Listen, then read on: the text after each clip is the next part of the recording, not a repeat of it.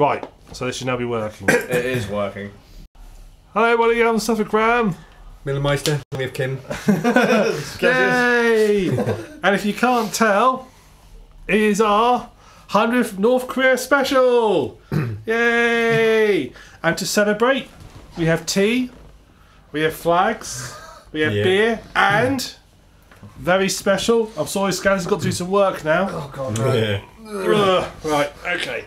Tom, if you can look after the plates. Yeah. And I wouldn't trust me with a knife either. Knife, Not one like that. Oh. And we have handmade. Oh, box is fallen now. This is right. Ignore the box from Asda. This is handmade by me this afternoon, completely and utterly.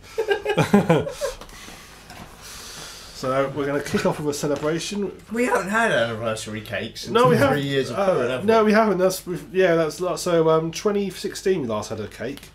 I've never had a cake from here. Well, you're about to experience. Ribbon. Yes, add that to your collection. Yeah, as per the tradition. we had the other ribbon from the 3 years of Poland cake for. I've had it since. Yeah, I still got it. Where are your plates, Tim? See, I don't get to eat. I'm too fat, mate. Bit one. Bit one. Oh, what's Sir?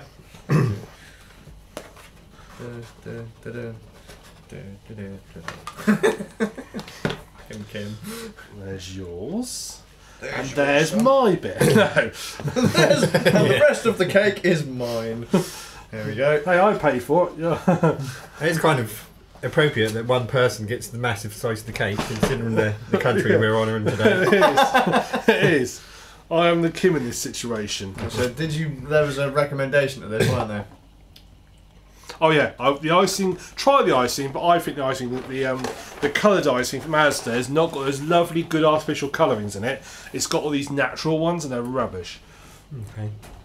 You're right. That doesn't taste like icing, does it? It's horrible, isn't it? Hey. It's alright, but... Too sweet. It's a cake. No, the icing. Audio viewers can't. say. Audio listeners can't take part in this moment. Nom nom nom. It's like masturbating over the mic. It's not great for people that are watching with their ears. I've put some photos in the show notes, lunchtime.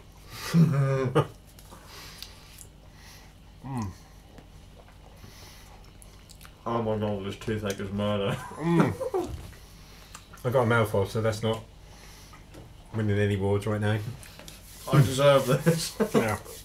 We'll have to watch out for spaniel because we've got cake on the floor. Lovely. Alright. Well, that's a much greater improvement from the last time we had cake. But I've ruined the last That cake. was like the first 15 minutes of the podcast. Yeah, that's why I cut smaller pieces this time. Do you remember that when we did our 1 year anniversary and my sister made that massive cake? And I cut all what I thought was a small piece, and it took us about 8 minutes each to eat it. It was literally about 2 minutes. I don't know. We had to cut quite a lot of audio out for that, didn't we? I don't remember how I did that one. Was I editing those ones back then? Yeah, there's quite a bit of audio cut out from that. I remember because I remember like, oh, that's a lot shorter than the YouTube channel version. YouTube channel's about 3 hours. The first 2 hours of that was cake. Evening, Annie. Oh, right, so someone's watching us. Yeah. Cake. Cake. So, right. Cake and toothache. Cake and toothache. So, let the North Korea podcast commence. I like the. Well, that's perfectly placed, actually. Although I'm not a bit concerned by the light behind Middlemeister's head. It does look like it's got a bit of a halo going on there. That's about right to me. Second coming. Oh, we're doomed if he's the second coming. Yep. So, right. So, I think that when we press start off with Skazz, what he's been playing, of course, that's going to come up very lovely. Oh, great, a debate. Yeah. Oh, debate. If you thought the Neil Autonomy debate was good, you wait for this. Right, so what was the last thing I was playing? It was the last podcast we were on a shooter. Battlefield 3, Medal of Honor, you know. Yeah. The shit ones. And the, Yes. the 1999 Medal of Honor was quite clearly the winner out of all of those. Yeah. You know, 10 years plus of development time, the PlayStation 1 game nailed it. Yeah. Yeah, they did. because those modern shooters were garbage. Anyway, after that, I was like, you know what? I've still got a bit of an itch for first-person shooters, but I don't want to play any kind of modern military tat or anything like that. Anything multiplayer focused? No. So I've been on a Wolfenstein kick. The new trilogy of Wolfenstein, so that'd be The Bethesda Wolfensteins. Bethesda published Wolfenstein. Yeah. We won't say anything else because normally. So actually, it's kind of interesting how I got into. Because Machine Games make those, don't yeah. they? When Doom 2016 was announced, I was like, I don't know if I can play this as a Bethesda game. It was actually bought for me as a gift, and I already had the New Order on PS4, but I'd never actually bothered to play it. I just sat there. It looked interesting because I remember Wolfenstein 3D from like the 90s. Yeah. And Return to Castle Wolfenstein, which was like early 2000s, but I didn't bother playing New Order. So I was like, okay, they're both done or published by Bethesda. I'll look into Wolfenstein before I crack open Doom. Right. Yeah. And Wolfenstein kicked my ass. I couldn't believe it. I was a shooter like the old school shooters, almost like Medal of Honor and stuff like that. You picking up health. Yeah, med packs and armor and objective-based gameplay, stuff like that. It was fun. A decent story. It was a sleeper hit at the time, wasn't it? Yeah, no one expected it to be anywhere near as good as it was. No. Everyone was like, Wolfenstein, that's fucking old. That is where you shoot Robo Hitler or was it Mecha Hitler or whatever? Mecha Hitler with his 2 chain guns, wasn't it? Bless him. So, no one really. Most people are like, it's Wolfenstein. What do you do? But it was so good that it ended up getting a sequel. And I quite enjoyed the first one. I think I've actually spoken about the first one before on the podcast.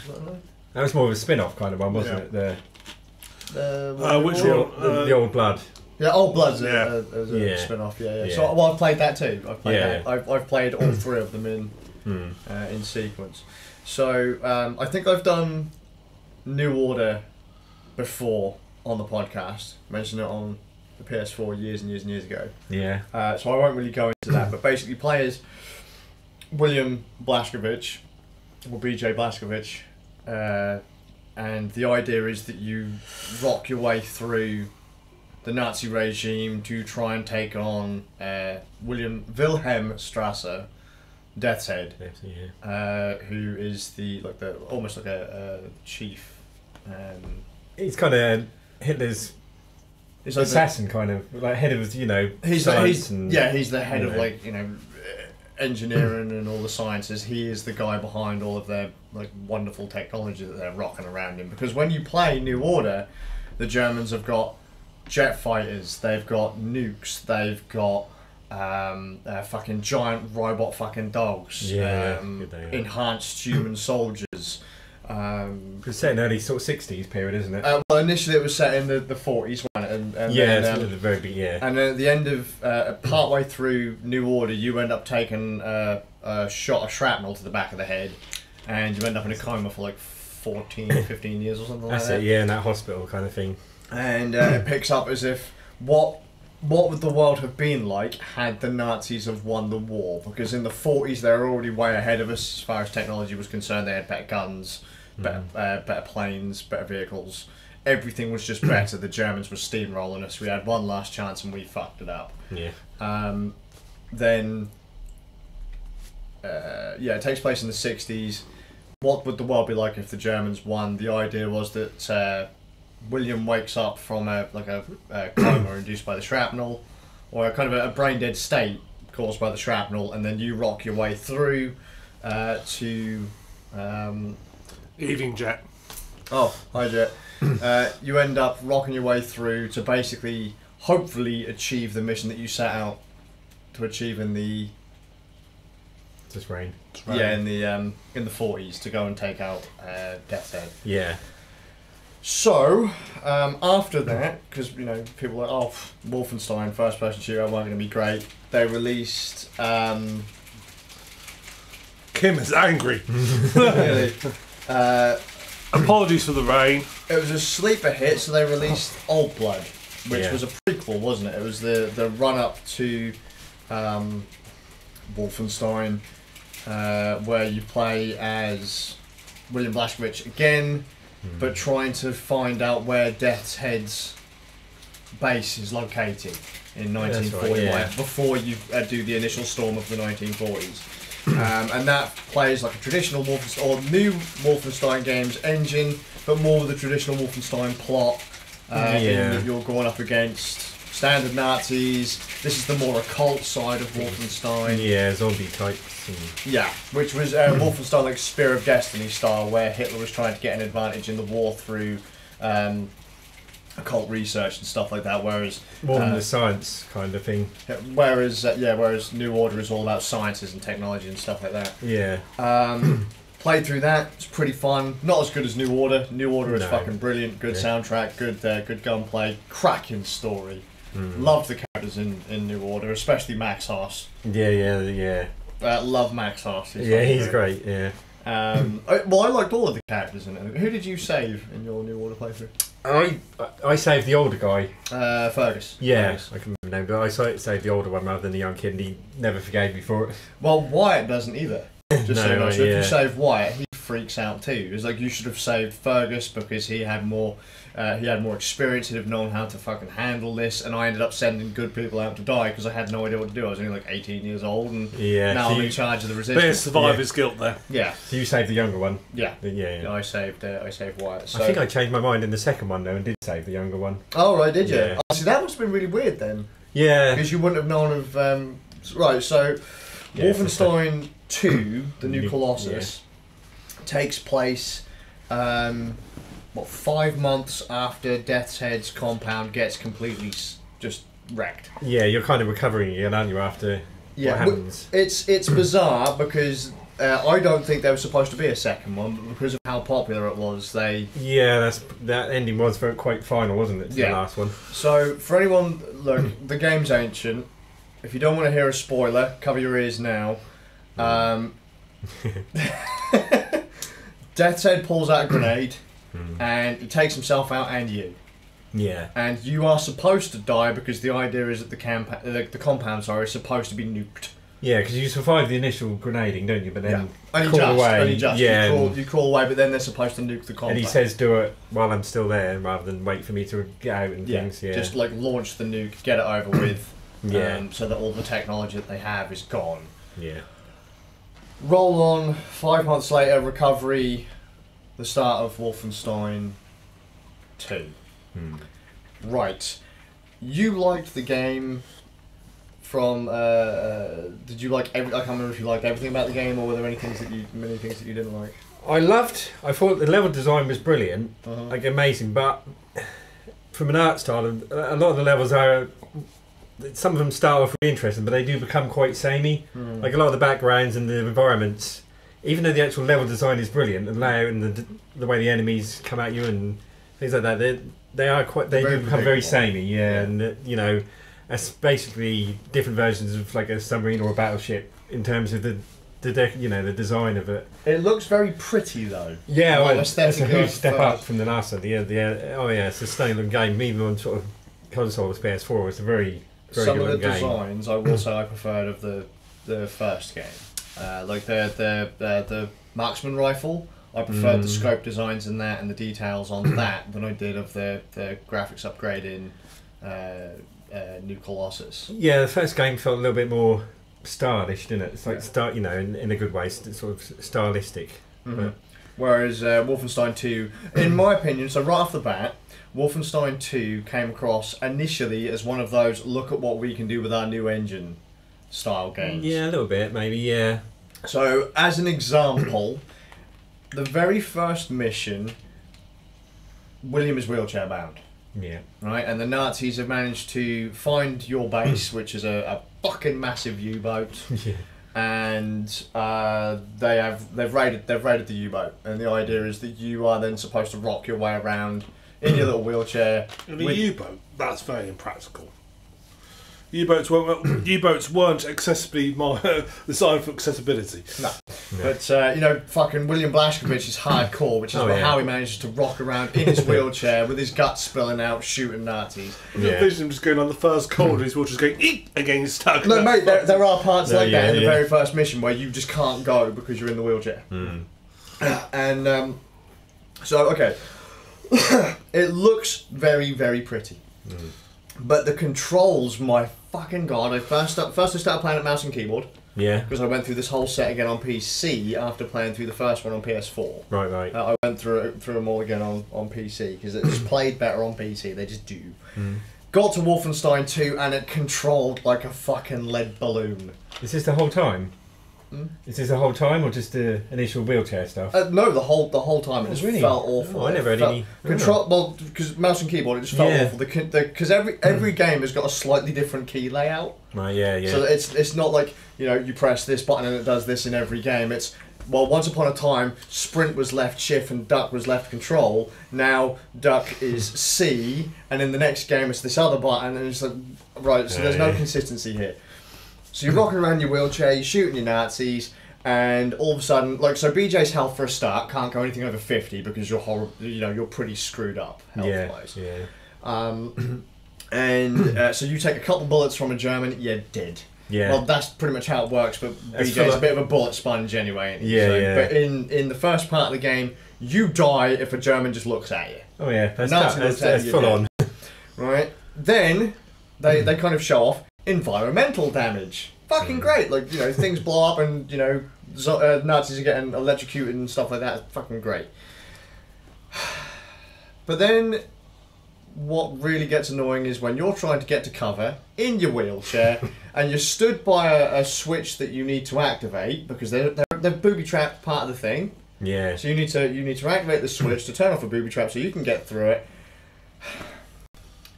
It turns out that if the German soldier is going all derpy stormtrooper on you and firing everywhere, if he hits the control mechanism, it will explode and kill you. Oh, right. I didn't realise that could happen. Oh. Yeah! It's fucking great! I died like 15 times on the opening sequence. That was brilliant. Absolutely brilliant.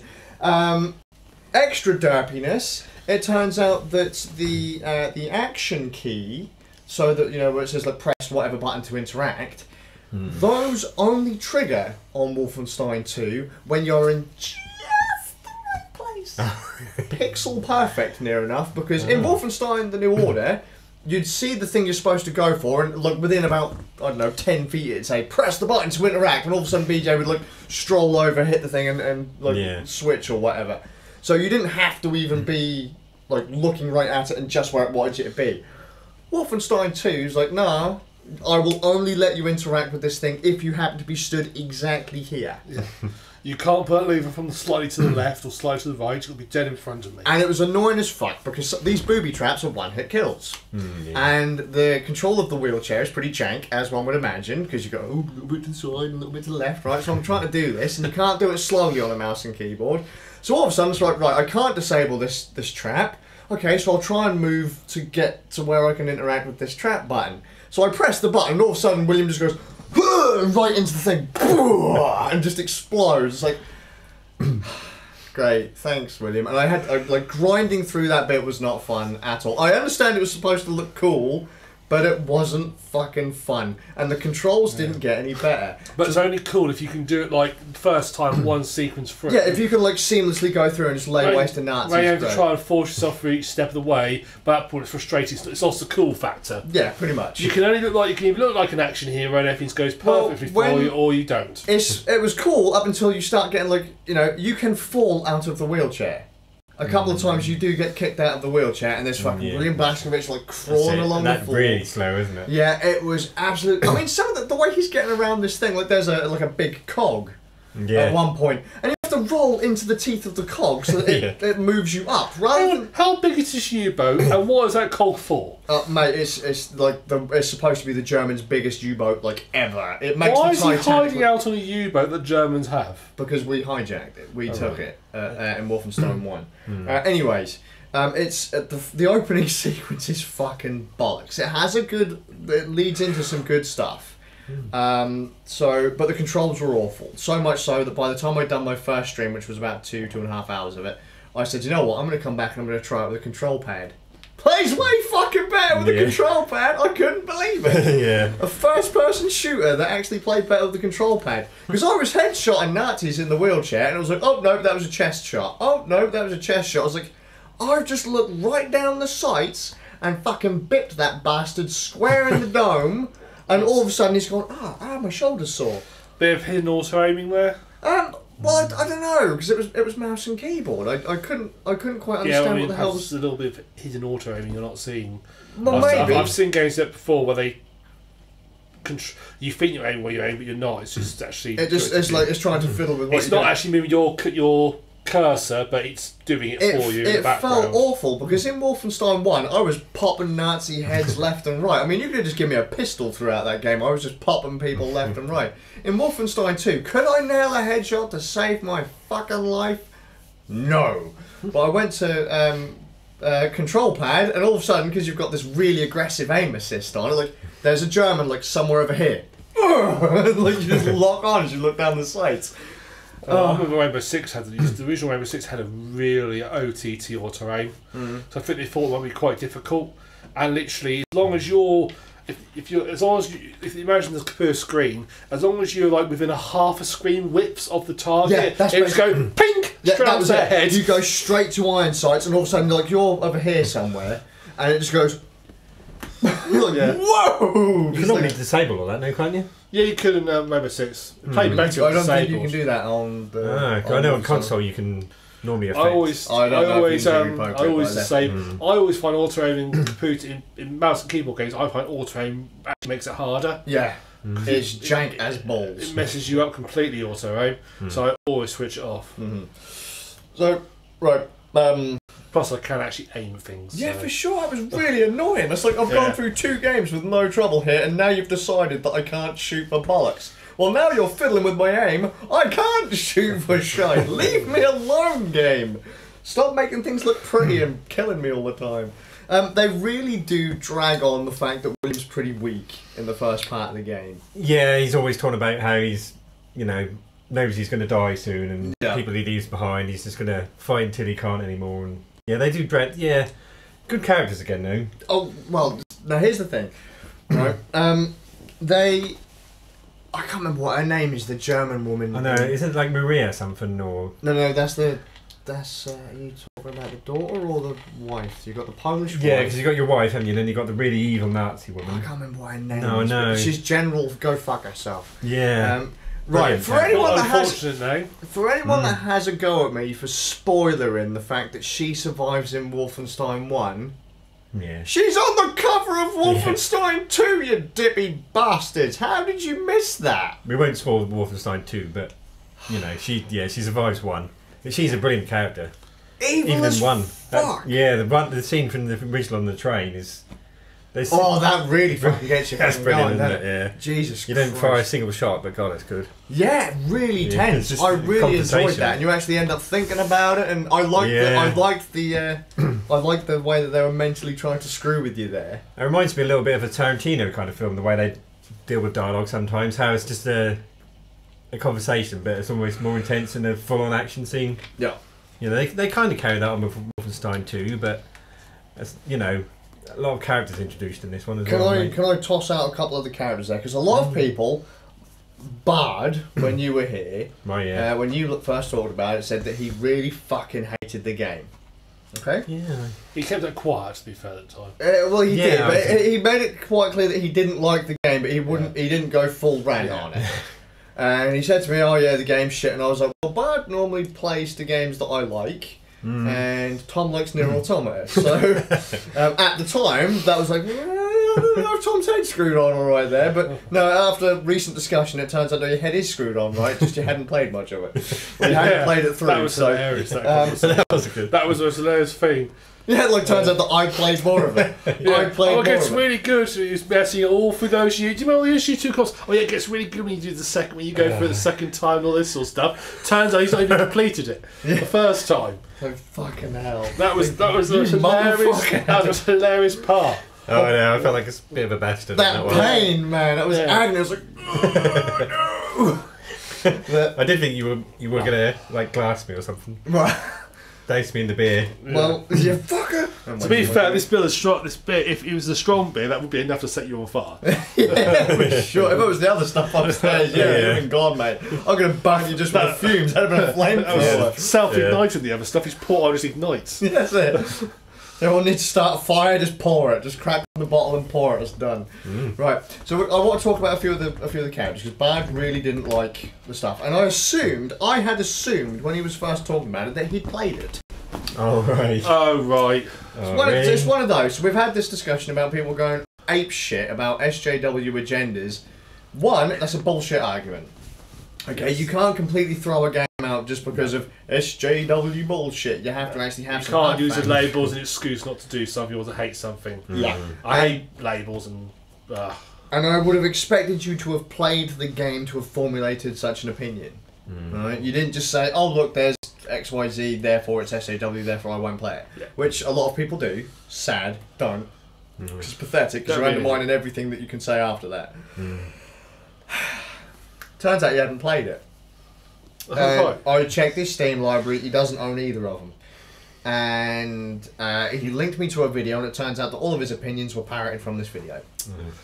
And so I watched the video, and I was like, okay, cool. So I'd got Wolfenstein 2. I'd held off on it. I wasn't looking forward to it after seeing this video. I was like, oh, this is a bit jank. This is going to be bollocks. And especially with Bard's opinion as well. I was like, okay, we'll have a look.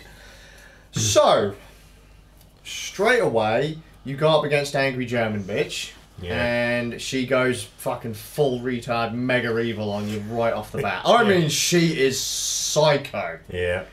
You do get a nice little friend out of it right at the start, a wee German lassie. Yeah. Who was part of the German army, but because she keeps getting treated like shit, because technically she's a pacifist, isn't she? Yeah. She's constantly being belittled by other members of the army. She fucking leaves, doesn't she? Or don't they leave her behind? Yeah, well, I think so. She finds a way to leave them anyway, one way or the other, yeah. She ends up joining your merry crew. Yeah. Which is great, because she's actually quite high up in the German army, so she knows quite a few little tricks. I love her character, by the way. I absolutely love her character. She's fucking brilliant. She turned out to be one of my favourites right off the bat. Yeah. You then end up with a power suit that the wheelchair-bound woman was wearing in New Colossus, the one that like an exoskeleton that allows you to walk around and shit. So even though BJ was wheelchair bound at the start, now he can rock around like regular BJ. But looks a bit like the one out of Dead Space. Yeah, but he still can't have his full health. You've still got half health, but you can have full armor now. Yeah. Because as we know, health bars are tied to how many limbs are working. There you go. It's true.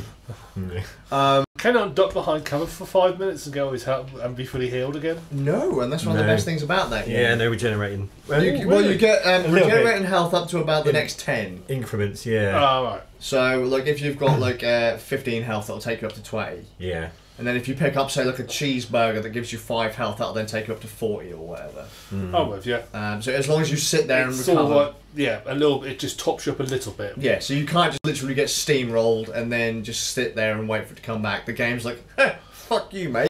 But at the same time, if you've got like you're down to like 1 health, you're not seeing people like I can only but die. 1 health, you sit there, it'll bring you back up to 20. But if you get hit, or like just take 1 or 2 straight shots, you're fucking dead. Yeah, and it's not like really quick either. It takes its time a little bit as well. So it does take its time. That can be increased with perks depending on how you play. So like if you use 2 guns, if you're stealthy, if you do throwing weapon kills, grenade kills, whatever, you can get perks to increase how fast your health recovers and stuff like this. How effective certain weapons are. You can upgrade weapons and all that. They're good at stealth kills. They're really violent. Hilarious. Really gruesome. One of my favourites in Wolfenstein: The New Order was the throwing knives. Yeah. Because you could literally, if you got good with those, you could literally peg a throwing knife from the other side of the screen. There's quite a few people I've seen people do let's plays and stuff of just using the throwing knives and nothing else. I love them in that game. Although it turns out, because I hadn't got the Killer Commander perk for the stealth tree on my PC playthrough, by the time I needed that throwing knife, I didn't have the ability to use throwing knives. So I was like, shit, I'm actually going to have to stealth around this place, and all I've got's a knife. So I was like, oh, this is going to be a ball ache. Because you're not a fan of stealth. Would you believe, actually, most of the perks I unlock in Wolfenstein games are stealth. Yeah. They do it really well, though, don't they? The heavy gunner stuff is surprisingly stuff that I don't unlock very often. I end up like middle of the road between stealth and whatever. It's just fucking funny, just being able to lob a knife from one side of the screen. And all of a sudden, I got this one guy. I was on this like space station, and I lobbed a knife and it caught him right in the ass. But he like right in the ass cheek, right in the meat of the ass cheek. Did you say space station?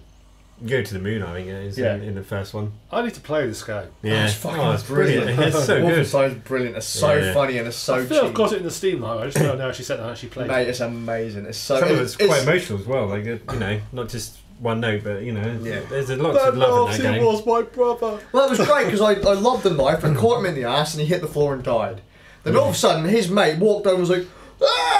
And they ran away because I thought, you know what, I'm just going to stand here and lob knives at him, like hiding in this air vent. Somehow they sussed out exactly where I was and started firing at the vent. I was like, you bastards. Let's see. Yeah. Two of their mates are dead.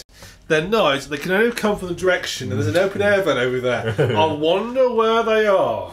Thunk as another knife goes. Oh, and they foiled me a couple of times. I went to go for these like perfectly aimed fucking throwing knife kills. Right, yeah.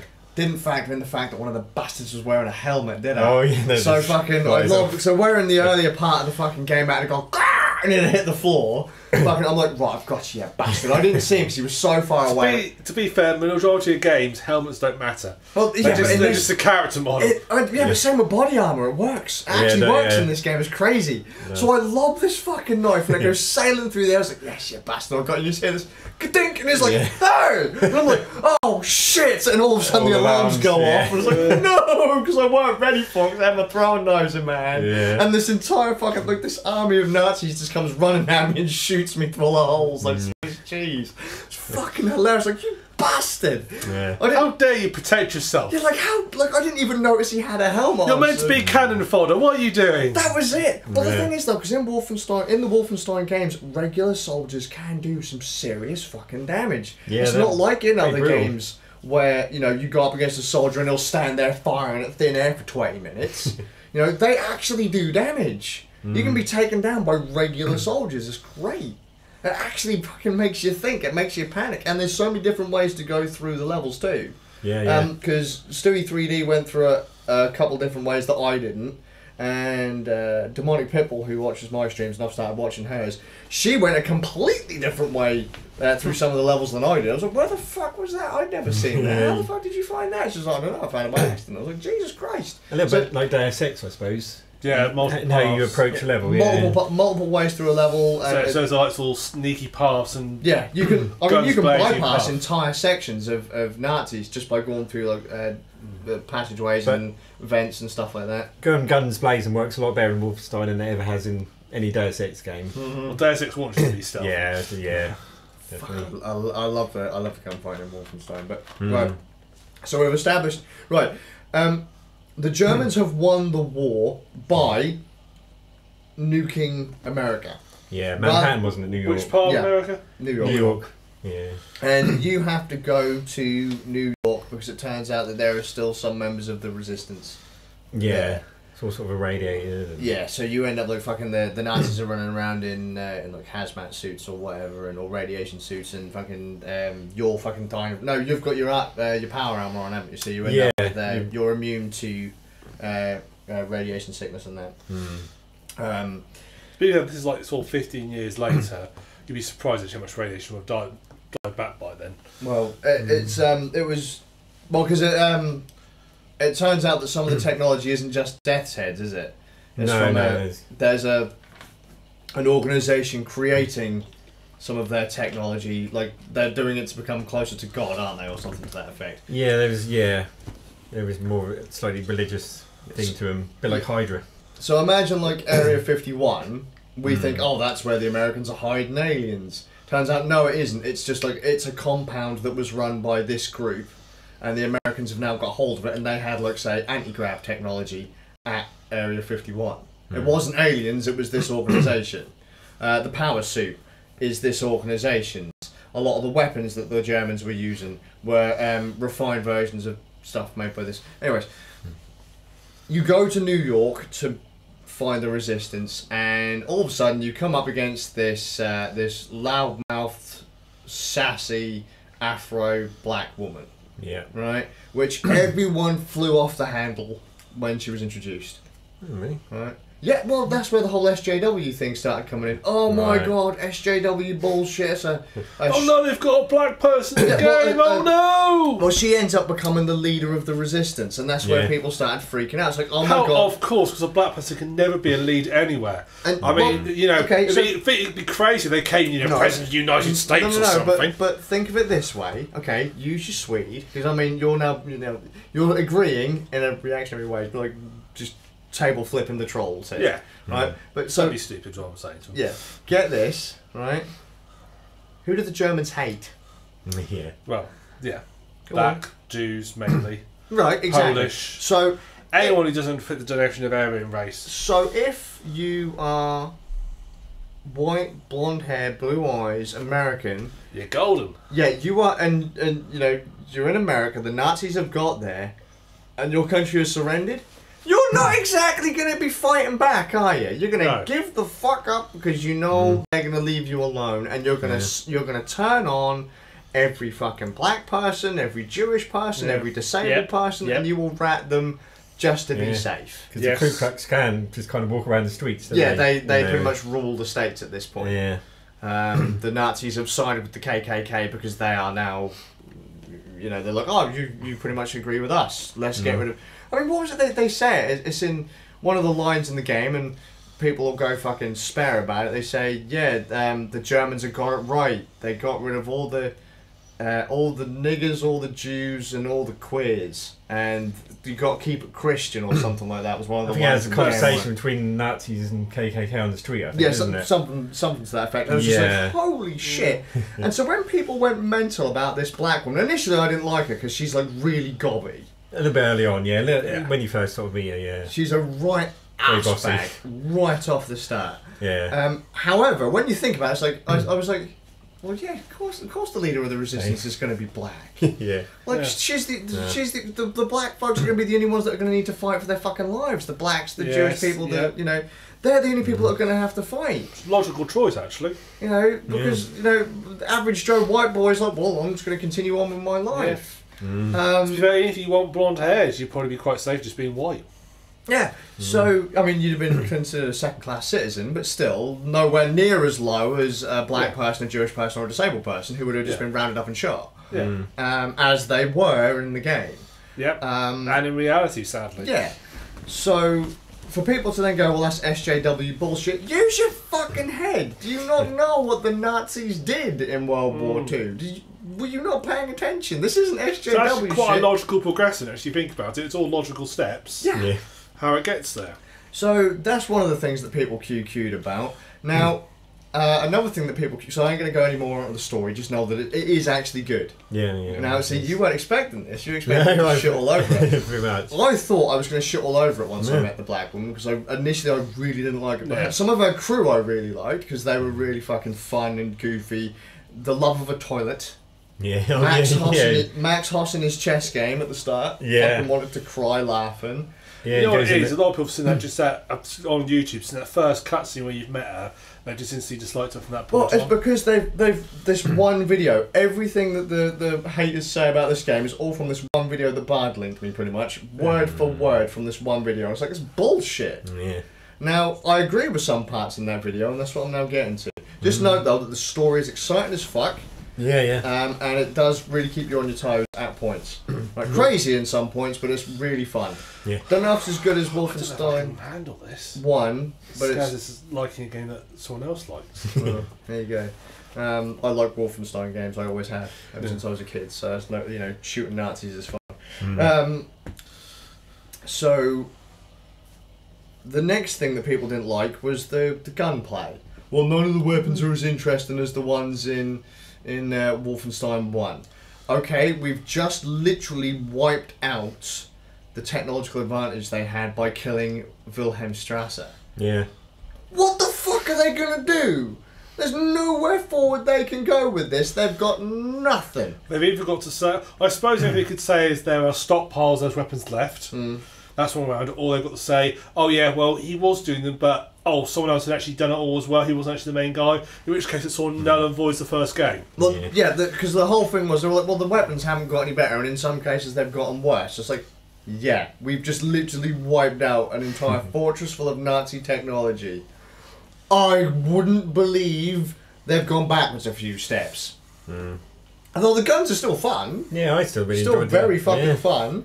I didn't have any issue with them at all, really. But that was another complaint that people had. Yeah. Even though we'd already established why that had happened in the first game. Yeah. Play the first game before you start crying, eh? Let's see, what was some of the other stuff that people went mental about? So the guns, I thought the guns were fine. I liked the diesel craft, the fucking diesel gun that you have where you fire the little grenades. Little bomb, yeah, that was great launcher. fun. Yeah. The remote grenade launcher, fucking hilarious. That's a great weapon, yeah. Oh fuck. What else was the music's good. Graphically it's decent, although aesthetically I preferred some of the stuff in the first one. Yeah. Mechanics, I don't like the controls very much. I never had an issue. On the control Well, pad, it's not too bad, but on the keyboard, you are literally like fucking two hands in one area trying to get stuff done. Some of the keys are just really bizarre. Yeah. Which is weird. I think that Bethesda is always probably a PC company. They do more console stuff. I think it might have just been because they're expecting it to sell more on console, to be honest. Because that's where most people were playing them on console. They did do a really good job of their console version. You know, technically speaking, that is a very nice looking game on there. Yeah, it's really well. Let's put it this way. I thought it was gorgeous on the PC, and I was only playing it on medium settings. Yeah, I could have put it way higher, but I was like, I'll put it on the default, see what it looks like. Holy shit, this looks really nice. Yeah, it's a nice, very nice looking So game. I might go through it again on higher setting. I'm just trying to think of some of the other stuff that people complained about that I just wanted to kick in the teeth. Because it was all absolute fucking bollocks. Yeah, I really enjoyed it. So I enjoyed the stuff of your character's father and all that kind of thing. I really enjoyed it. Well, yeah, because you get to go back in time and see how old Billy Boy was raised. Yeah, there's some very dark moments. And, you know, really... Fucking really dark moments. Yeah, really Jesus dark, fucking Christ. Yeah. There were characters right at the start of the game that I wanted to hunt down and kill. Yeah.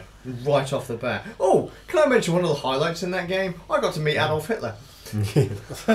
Yeah. That was interesting, the decrepit old fucking fool. Well, that's he's quite old now, isn't he? Yeah. Yeah, fucking I swear fucking hand. I won't say what happens, but... No, let's just say... Yeah. Hey! Yeah. Good job, Mr. Hitler, you fucking mental prick. But... One last bit that everyone QQ'd about. William's pregnant wife on the battlefield. A lot of people didn't like it because there's... Why is she on the battlefield? Because she's part of the resistance. Yeah. How pregnant is she? Very. Yeah, but she's one of those characters in the film where you can't tell her what to do, that kind of thing. So, you know, she's kind of... That's just the way she is, really, as a character. I didn't really have any... I mean, so she's been killing Nazis for a long old fucking time, so now that she's learned how to use a gun, she's all up for it. Yeah. And in fairness, she's one of the smartest people on the fucking U-boat. So you in a lot of cases, you can see how they kind of need her. Yeah. She's not like a tank like old... I can see it being useful, but if she's heavily pregnant, I can see why they wouldn't necessarily want her on the front line. Well, no, and you can say... Only a gun placement, yeah, fair for them enough. to say, oh, this is SJW bullshit, which is what a lot of people called. Yeah. Because there is literally a scene where she stood there gunning down Germans, like an action hero. It's like... When you actually see that scene in context, not just in a clip in the video, you know, you're kind of like, okay, that's alright, I understand that. But when you just watch this video, you're like, whoa, that's a bit extreme, how did she end up there? From what I've heard, but also it's a game all about being over the top anyway. Well, yeah, I mean, think about it, it was Doom before Doom. Yeah. It has a lot more emotional stuff, but then when it goes for the action, it really goes... Oh, yeah, it fucking goes balls deep with action. Yeah. See, the trouble is, I don't want to go... I've already dropped a few pretty heavy spoilers in there. Yes. Technology, villains, stuff. I don't want to spoil any of the real points of the story. No, because that is one of the main draws of the game, really. Yeah, it's fucking good. Yeah. Like I say, the controls are a bit jank. The way that some of the engine worked was a bit... The way, as you said, some of the level designs where later on they force you to use certain mechanics to traverse certain levels. Yeah, more the trap stuff and things. I was just like, oh, really? Like, oh look, all of a sudden there's somewhere that I can break through. Yeah, and get higher up and... Yeah, they literally forced that. They shoehorned that in so fucking much. Yeah, that did get my nerves a little bit, actually. Seemed unnecessary. Yeah, but other than that, I thought they were fucking good. Yeah. And it refueled my my love of Wolfenstein and the fact that I've now gone out and bought so I've got all 3 of the new trilogy. I've bought the 2 game soundtracks, full soundtracks, and the single for the trailer. We'll have to do the co-op game when that comes out. Yeah, because that's right. For anyone that didn't know that they were going to live, if you've gone this far fucking through, the new game in the Wolfenstein series has BJ's fucking daughters in it. Yeah, twins. Oh, for Christ's sake, I wonder if she'll live. Yeah. Fuck's sake. Can't remember what it's called, but it's kind of co-op. Isn't that New Blood or something like that they're calling it? Something along those lines, yeah. Something like that, yeah. But it's they're fun. Yeah. It is fun. The ending's good. The story's fucking great. There are a few characters that will get on your fucking tits. Max Hoss is a beast. Fucking love Max Hoss. Right, just so you know, Max Hoss is a disabled guy that can literally only say Max Hoss. He is like what, 7'2" plus. He's Hodor before Hodor. Fucking love Max Hoss. Big old dent in his head. Yeah, love Max Hoss. He's one of my favourite characters in the entire thing. And there's a pig in it as well. Yeah, Oh, good. they ride the pig. Yeah, in the submarinas even. I've done that. You have to help feed the pig with potatoes. I've done that as well. Just right there when they're all just That one is an scene. It's not really a spoiler, but the party I almost cried laughing. Yeah. Just like 3, 2, 1. Like all of a sudden something happens, and everyone's like, and then there's like, yeah! As they're all getting drunk on this submarine. It's like, fucking hell. Oh dear. Really, really fun game. I'm going to go through Wolfenstein 3D next on stream. The original Wolfenstein 3D. Cool. Then Spear of Destiny. And if I can find my copy of Return to Castle Wolfenstein, which was one of my favourites, though I wasn't a huge fan of the, like, one minute you're taking out Nazis, now you're taking out some random liches and vampires and cheeseburgers or whatever.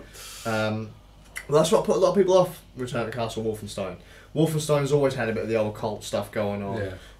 But But it's cult that people believe in it, not necessarily that's actually real. Yeah, Return to Castle Wolfenstein went a bit off the rails really early. To be fair, even Medal of Honor had some occult stuff in it. Well, yeah. I don't think I played a Wolfenstein game until the, Really? New Blood. Yeah. I fucking loved Wolfenstein. I was discussing this earlier. I played one from the early 2000s, and I can't remember which one it was. It was either Wolfenstein Enemy Territory or Wolfenstein. I can't remember the name. Return to Castle Wolfenstein. Return to Castle. It was one of those two, and I can't remember which one it was. I'll have to look up. I've got the game disc at home, so I'll have to just have a look. Absolutely loved Return to Castle Wolfenstein. My feeling is Enemy Territory. It's my gut feeling. I don't think I played that one. Yeah. That's my gut feeling. And then there was Wolfenstein 2009. Was that the one with the time travel? Was there one with time travel? I can't remember now, but there was one I didn't play, another one I didn't play in the Wolfenstein series. Then they again rebooted the series with Wolfenstein: The New Order. It's a really fun series, and it's kind of sad that people didn't. Wolfenstein, no one gives a shit about that. Like it's always been the poor man's Doom. I think they released it at a bad time as well, with some other major games coming out as well. So that kind of got lost in it the wasn't shuffle even a a bit. AAA game though, was it? Not really, no. But it was so good. Yeah. So good. So all of that rant, however long it's been, 3 hours, I think. Yeah, the Wolfenstein trilogy of games is fucking good. Oh yeah. Probably quite cheap now as well, so. Yeah, I got anyway, the whole set. It's alright, Steam Christmas sale soon. Well, I got the full. I got the newest one, Wolfenstein: The New Order. I got that for £12, I think, on PC. Yeah. New Old Blood. Sorry, I got that for about £3.50, and I think you can get New Order for about like £7 or something like that. Yeah. So fucking get them. Yeah, Absolutely brilliant. Cool. definitely. Tempted to get the DLCs for Wolfenstein 2. Kind of looking forward to the new one, but I don't want to overdo it. No. Cool. Well, this month, or this fortnight, I'm playing. I actually played it today. The Light Keeps Us Safe. Right. Does it? Yes, it does actually. Oh. It's made by Big Robot, who previously made So Being Hunted, which I've talked about, and I think I played on our 24-hour live stream as well. Yeah. And Wasn't that one of the first games you mentioned on the that was podcast? we put it on the very first episode of the podcast. It was in early access when we it was just put the in early access when we discussed it on our first podcast. And The Signal from Tolva, which is a more recent game from a couple of years ago. No, that was their sort of their next one. So Being Hunted was a siege-generated stealth game set in the British countryside. Signal Tolva was the opposite. It was a pre-crafted map. It was like an big open world, and it would play like a Far Cry basically. You had to capture outposts and gradually things. The little robots. Yeah, you sort of. I think that had a Linux port, you know. It did. Yeah, I've seen that. That looked really cool. It is quite cool. It's great. It's fun. It's because that was the way you actually hacked into robots. Basically, you didn't like respawn. You just hacked to another robot. When your robot got killed, you just transferred your data to another one. Sure. So you just all just took over this random robot somewhere. It was quite fun. But that was fun. They've now started the early access for their new one called The Light That Keeps Us Safe, which is a name his name is terrible because I keep forgetting what it's called. I remember it's called The Light something, but I can remember it's called The Light Keeps Us Safe. It's like that game that we played, you know, World's Worst Parent Simulator or something. That first Let's Play thing we ever did. The kids get one all the time. Yeah. Oh, Rain. Yeah, that's the one. Yeah, that was it. Yeah, I remember Rain. That was a disappointment. That was. That kid was really sick, Yeah. so the parents went out to the fair and left the kid at home. Yeah. What? Yeah. Yeah. And it went very weird at the end, didn't it? Yeah. We had a massive disagreement over the ending of that game. That was. You thought it was a dream, and I thought it was alternate reality. Yeah, God, that was. That was a weird game. I went playing that. That was such a disappointment. I really wish that we'd have the audio didn't screw up and the hard drive didn't fail. I think I've still got the video of that. Yeah, I just haven't got the audio of the commentary. Praise Kim. Yes, praise Kim. So basically, it's sort of tight. It's a refinement. It's a survival horror game. They like their horror games. They do a very good sort of British Dread style horror, existential dread everywhere. Mm. And you start off in a bunker, and you've got this lovely Scottish woman talking to you. Mm-hmm. And basically, well, the sounds of it, I'm summarising the story here, is the world's gone to shit. Loads of people live in this bunker. The world went to shit because robots basically took over the whole surface area, destroyed it, made it toxic. It's basically an apocalypse happened on subsurface. A large group of people found a way to leave, and I think by the sounds of it, you refused to go. You said, "No, I'm not going."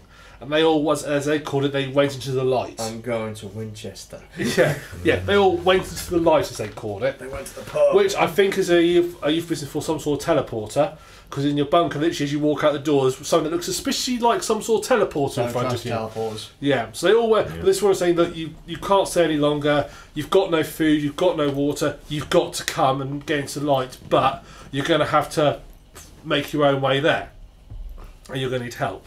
So they give you a gun, and basically, the reason called the light savers because the robots don't like light. They use it. They like certain types of light. I was going to say, is that where they wrecked the planet? Well, pretty much, because the whole game takes place at night. You literally go onto the surface, and it's like they've got this beautiful art style to it, where it's like the world. Imagine a sort of a full moon, nighttime, but it's misty. So it's like constant fog and mist everywhere. But it's like it's not so fog. It's not like Silent Hill fog, which is all blocks your view. It's just like mist. Yeah. Type thing. Imagine that. That's all the artistic style of the game. The whole game takes place in the dark, and everywhere is this sort of mist. It's really atmospheric. It always feels like it's all something could just come out at you.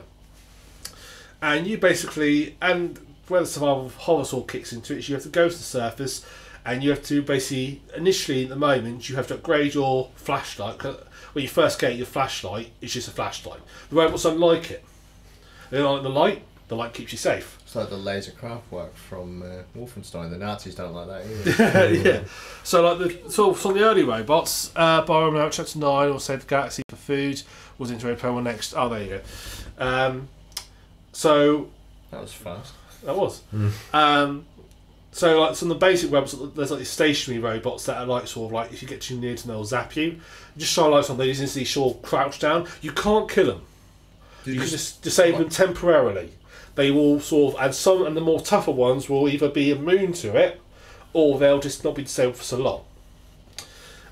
So as soon as you can have these all like sort of turrety things, but yeah, Disabled. but it's only temporarily. They sort of like crouch down. A few seconds later, they sort of go come to the back NHS and get rebuilt. Yeah.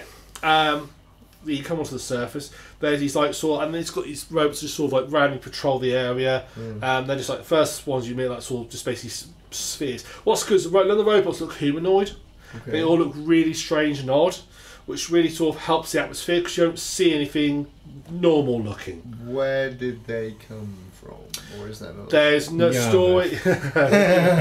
Probably the Boston Dynamics. The story. Oh, you dare say that. They're doing really well at the minute. They've got a parkour robot. I know, that's amazing. Jesus Christ, that does not look like it's moving. That can do stuff I can't do. But what the scary thing is, obviously, because the movements are so precise, it doesn't look real. Yeah. Because you're like, oh well, there's no give there, there's no wobble or anything. If we were to do that, that'd be because of our movements would be so imprecise, and we move on the fly. Yeah. We have to correct as we land or whatever. Yeah. It's just like I'm going to apply this much pressure now, which will give me a perfect landing here to push off here. Have you seen the little dog-like robot they have? The sort of yellow one they have. That walks all fours. There's a video of it this week dancing. It was doing the moonwalk and twerking, which is so disturbing because it twerks a bit, then it turns and stares at you with this really sort of judgmental eyes. It's really crooked. But you know we have to buy them for next year. Wow. So if you put proper iron in those kind of things, we're screwed. That's how it's going to begin. That's coming. Yeah. So anyway, I think Boston. Anyway, actually, tell me what it feels like. It feels like this long-term feature sequel to Say You're Being Hunted. So you find these random robots, and then this is like sort of like seems like in the future. Random robots. Those are gentleman robots. They are gentleman robots, yes. And then this is the future. You count these creatures. Yarko robots. And it's the usual source. You have to sort of stealth past them. They've got quite. They see you or chase you. The basic ones will just sort of try and come up close to you and zap you early on. You also encounter quite early on these like CCTV cameras, and they'll just like they're quite creepy as well. Because they literally they're on a pole. Generally, you find them. They look in a random direction though. There's no pattern to them. So as you approach, they sort of roughly work in a circle sometimes, or like back and forth. But it's sort of randomised exactly where they're going to look. So when you try and approach them, you have to think about it. But they can hear as well. So if you throw a bottle, they'll just and it smashes up. And then they zap it with power and they just blow it up. And if they see you, don't run at it. No, we have to sort of distract it. But you see, they have a power supply. So if you distract them and run to power supply, you can drain it and shut them down. Those ones you can permanently shut down. No, so you couldn't. You can permanently shut those ones down. If that was Wolfenstein 2, you'd have to be at the precise location that it wanted you to be. It's a little bit like that. You have to be in front. You can't do it from the other side of the switch. You have to be in front. Oh no, but even on Wolfenstein, like the trap is there, the switch is here, you're here. You try and move, somehow you explode. Yeah. So what you're aiming to do on this, bear in mind this is early access, so it's early days. They've not really put any story in it yet, apart from your little Scottish lady telling you what's going on. And to be fair, if you watch the trailer, you pretty much hear all the dialogue she's got at the moment. The trailer. But you have to basically, on the surface, you have to find these components, like machine components and so forth, in order to upgrade your flashlight to more powerful modes. When you do that, you'll then be able to access other parts of the other areas. Sounds like the lasercraft work from. Yeah. So it's sort of puzzle based, the areas. So like you'll come and at the moment the puzzles are the initial puzzles are like, okay, there's a building, there's like this sort of barrier in front of it you can't walk through, but there's a power supply, and if you trace it back you can find a power supply and shut it down so you can get in there. Okay. You can also there's street lights you'll occasionally come across, and if you hide in those, robots won't come after you. They might. Stupid robots. Well, they will. Well, they'll stand there in a little circle. Yes, they will. And they'll just watch you. So you can't actually. You still have to take them on. You can't actually deal with them. Once you've got enough machine parts, You head back into your base, you upgrade your flashlights. The next step up flashlight is a directed beam. And this one is more powerful, drains back, or you have a battery on your flashlight which charge it once down when you're using it. There's a recharge station by the bunker, so you can go back and recharge it at the bunker and take it out, but most of that's the only recharge station. Sounds like a laser. Anyway, so the laser beam's quite funny because also you have a bit of payback because there's all drone weapons. Before, if you turn your normal line, they just temporarily or disable for like 2-3 seconds, just like duck behind a building. With this one, when you aim at them, they sort of shake a little bit, they start screaming and run away. Well, they sort of have an alarm, they just sort of float away as quick as they can. This. yeah. You also cyber, they just start screaming and run away. You're like, I'm sorry. Here's a stick of RAM. Yeah, but as you go through and as you unlock the updates to your weapons, like for example, the directed beam can like power up things. So you'll find this power up, and you can then in like your bunker, there's a power up with these boards. You power it up, and then you get to the next like zone of the map and so forth. And it's basically where it's at the moment. It's where the trajectory of you go to your zone, you get a load of machine parts, upgrade weapon, you can access the next zone, which has more features and new stuff into it. And it does ramp up quite nicely. So the next zone hasn't added much more bots apart from these sort of mine bots suddenly appear. But later on, there's a zone. I think it's the third zone where also you start getting to the more heavier ones. So ones that basically walk on like sort of like a spider type thing, and they have a projectile weapon, and so they can shoot. They'll shoot for and they've got bloody long range. But what's most terrifying is this fucking enormous. I mean, it's humongous, like floating robot that floats across the entire map, right? With all these security lights which zap you, right? But it knows where you are. It's just constantly moving towards you. Damn. So That's cheating. Yeah, it's terrifying because you just constantly. You're always aware. You can. It's not very fast. It's not very fast, so you can easily outrun it. But whenever you're out at a site working your way in, working how you're going to work your way into, you just know constantly the whole time this thing is heading your way. It's just chilling out above you the entire time. I was like, shit. Well, at first I thought it was patrolling. Because I didn't realise it was only when I was like walking around, suddenly this sort of screeching from above me. I looked up and was like, that is bloody enormous. I mean, it just dominates when it sort of gets close. It just dominates the whole skyline. It's huge. You have to sit in game to see how big it is. It's terrifying. And I sort of ran and got to the next building. I thought, I know what to do. I've gone to this next building. I'm just going to hide in here and wait. And it's sort of coming towards me. It sort of travelled, parked itself above the building, just sat there waiting for me to come out. You're like, shit. And there's also the building that was being controlled by that spider bot as well. So I had that below me, this above me, and every time I sort of looked my head out, its light would sort of lock onto me. I'd hear this charge of dug back inside, just this power strike hit the ground. like, I was like, oh, this is going to be interesting. So then I legged it. like, solid, I'm going to jump out the window. I literally, yeah, I did. I literally was like, how much health have I got? Quite a few. Because there's no inventory at the moment in this game. There's no inventory. Well, I don't think it's meant to have one. Trousers. Oh. The camera's really going to appreciate that. That's right. I mean, I'm sure the camera people are really looking forward to it. Yeah. Well, in a second, your crotch is going to appear on the screen.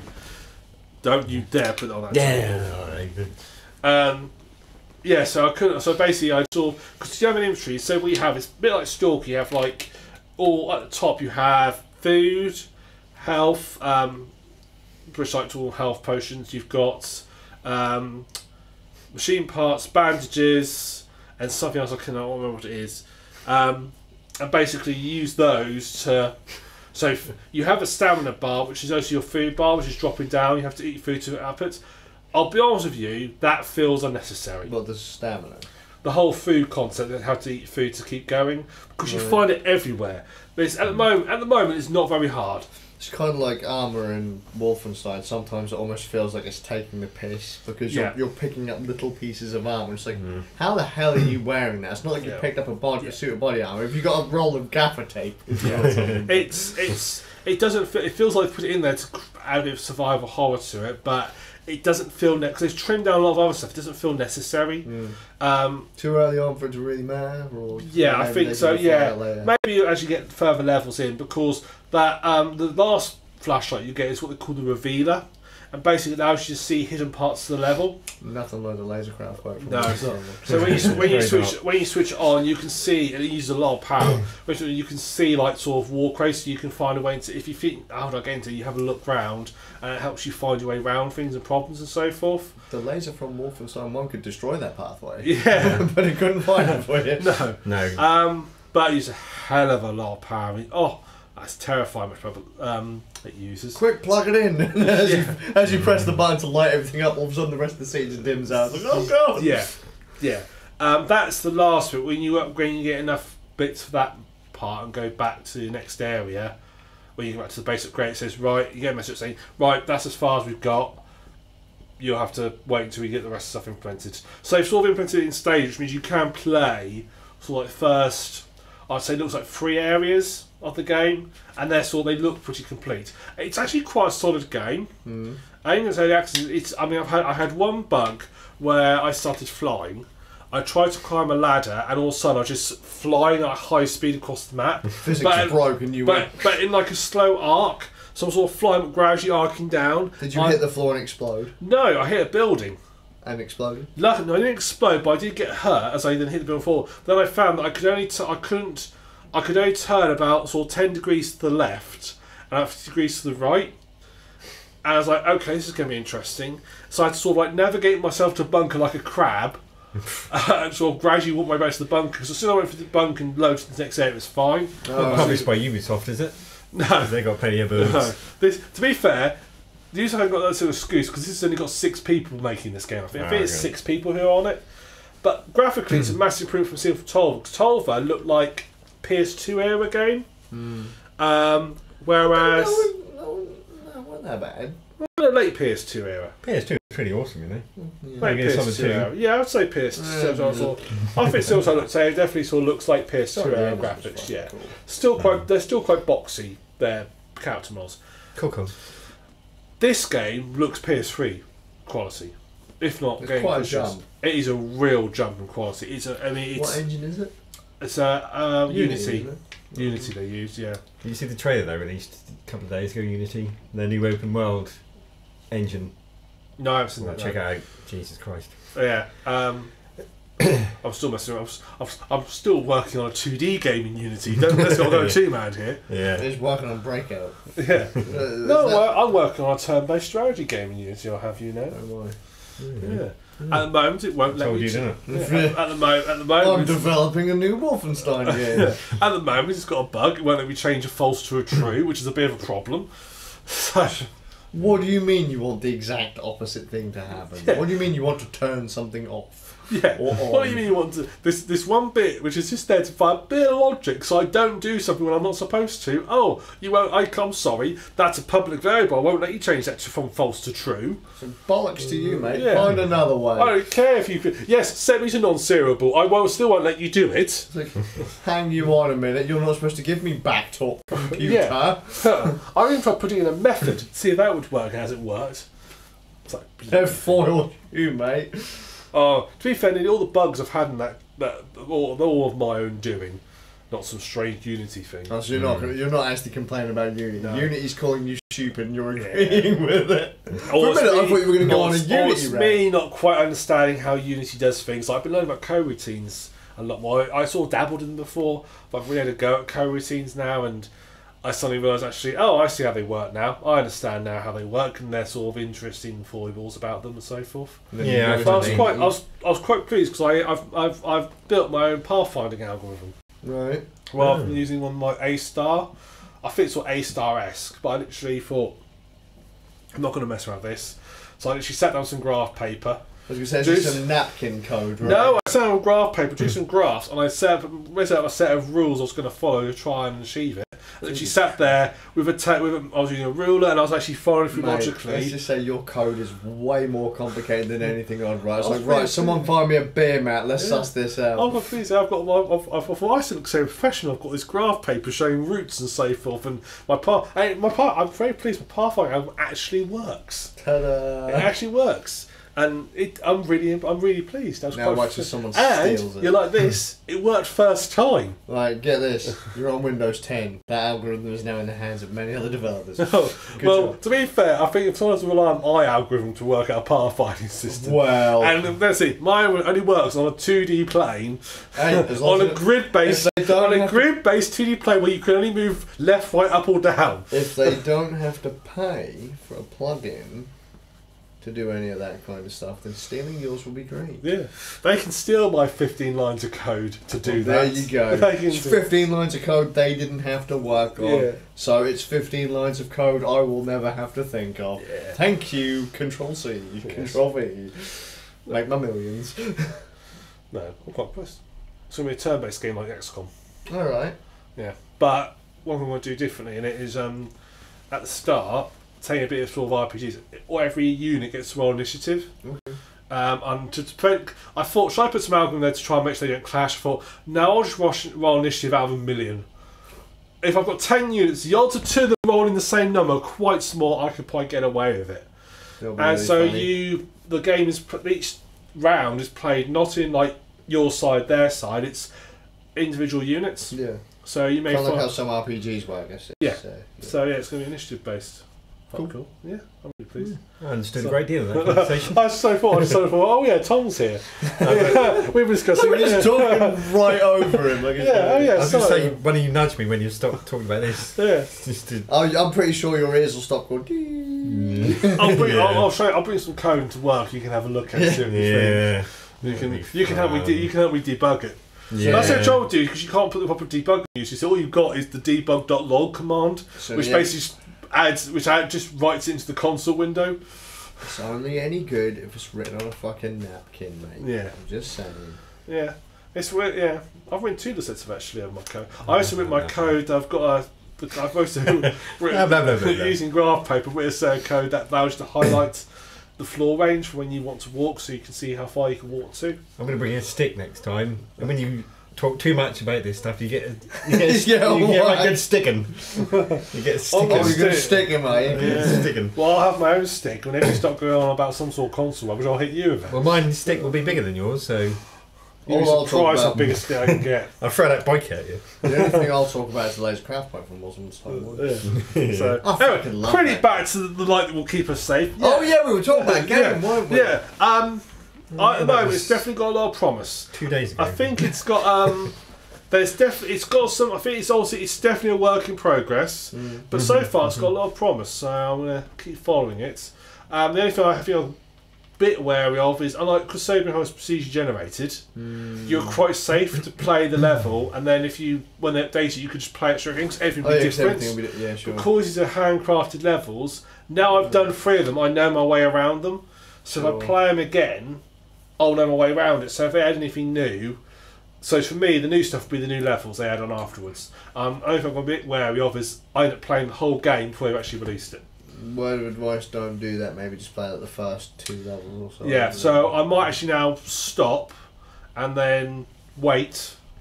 You've until- had a taster of it. I've had a to see what it's taster. like. Consider it a demo. Yeah, and until they do the full alpha release and then play it off. But Also, yeah. is that early in the?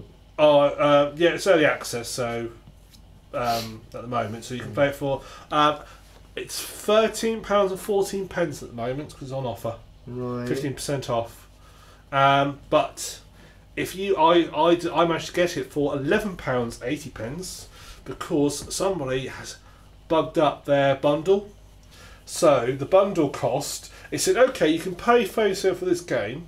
Oh, by the way, there's a bundle. You're missing 2 of the games in their catalogue, this one and their first one they made. You can buy both of those for £11.80. Thought, why would I buy? Because the bundle's got a bigger discount on it. No, at the see, moment. yeah, I've done that many a time. I've looked at it and the game has been on sale. I need to find that same game is on in a bundle with stuff I don't own for less than what the main game Yeah, is on. I've had it before where the bundle works out cheaper per game. But I've never had it before where the bundle itself has been cheaper than a single game. No, I have. I've had it. a few Yeah. times, So I managed to buy the game for like £11.80. there you go. Not bad. So yeah, if you like the other 2, I would say it's fun, but buy it if you want to support developers, but I'm definitely going to get be careful. Be careful. Be careful playing the actual game. Did you ever play So You're Being Hunted? I'm shit at it. I've played it on a couple of really low end devices, so I had to play. Well, it plays on virtually anything. Well, I mean, look, these were so low end that a Pentium 1 makes these things look... Well, a Pentium 1's a supercomputer in comparison to some of these fucking machines. So, but I mean, I've played it, I've tried it, I'm not very good at it. Whether or not I'll be any better at it if I were to play it on an actual computer with an actual screen. Have you even got off the first island yet? I haven't played it enough to really... Because every time I've used it as a testing ground for these low-end computers. To see if they're actually working, because it was just fun to dick around and run away from robots trying to shotgun. I've just started the level.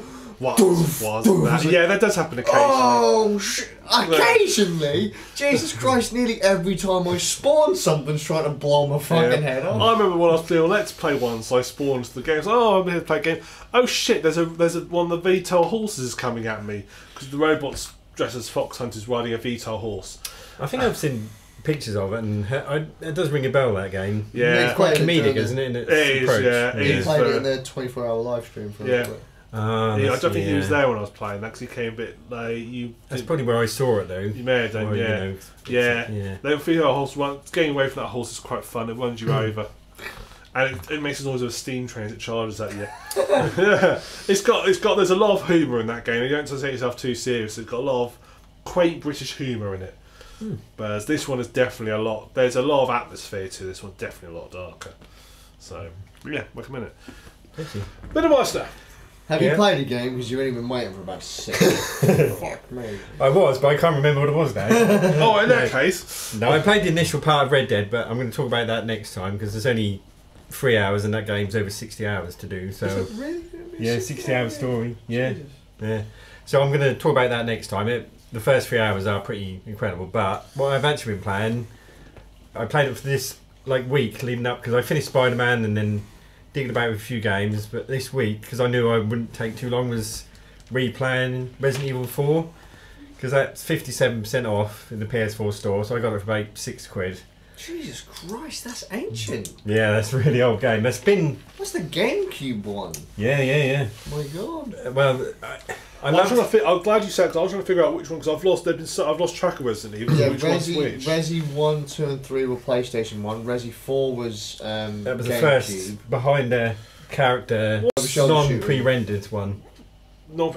Which one was Nemesis? Was that 3? 3, yeah. That was the sub-name of Resident Evil 3 Nemesis. I thought Code Veronica was the next one after that one. Code Veronica X, yeah, that was... I think that came... Wasn't that Dreamcast? That was Dreamcast initially, It was and on then PS2, on everything else. PS2. Yeah, so that might have been... So was that after 4? I think that came before, didn't it? Code Veronica. I think it might have. Yeah, it was the Dreamcast and everything. That came just before, well, a little while before. That was kind of a mix, because that wasn't pre-rendered, because the camera moves and follows the character. My sister played that one. But it still had the doors and all that kind of stuff. I hated the bad guy with his stupid voice, that's all I remember that. Who was Alexia?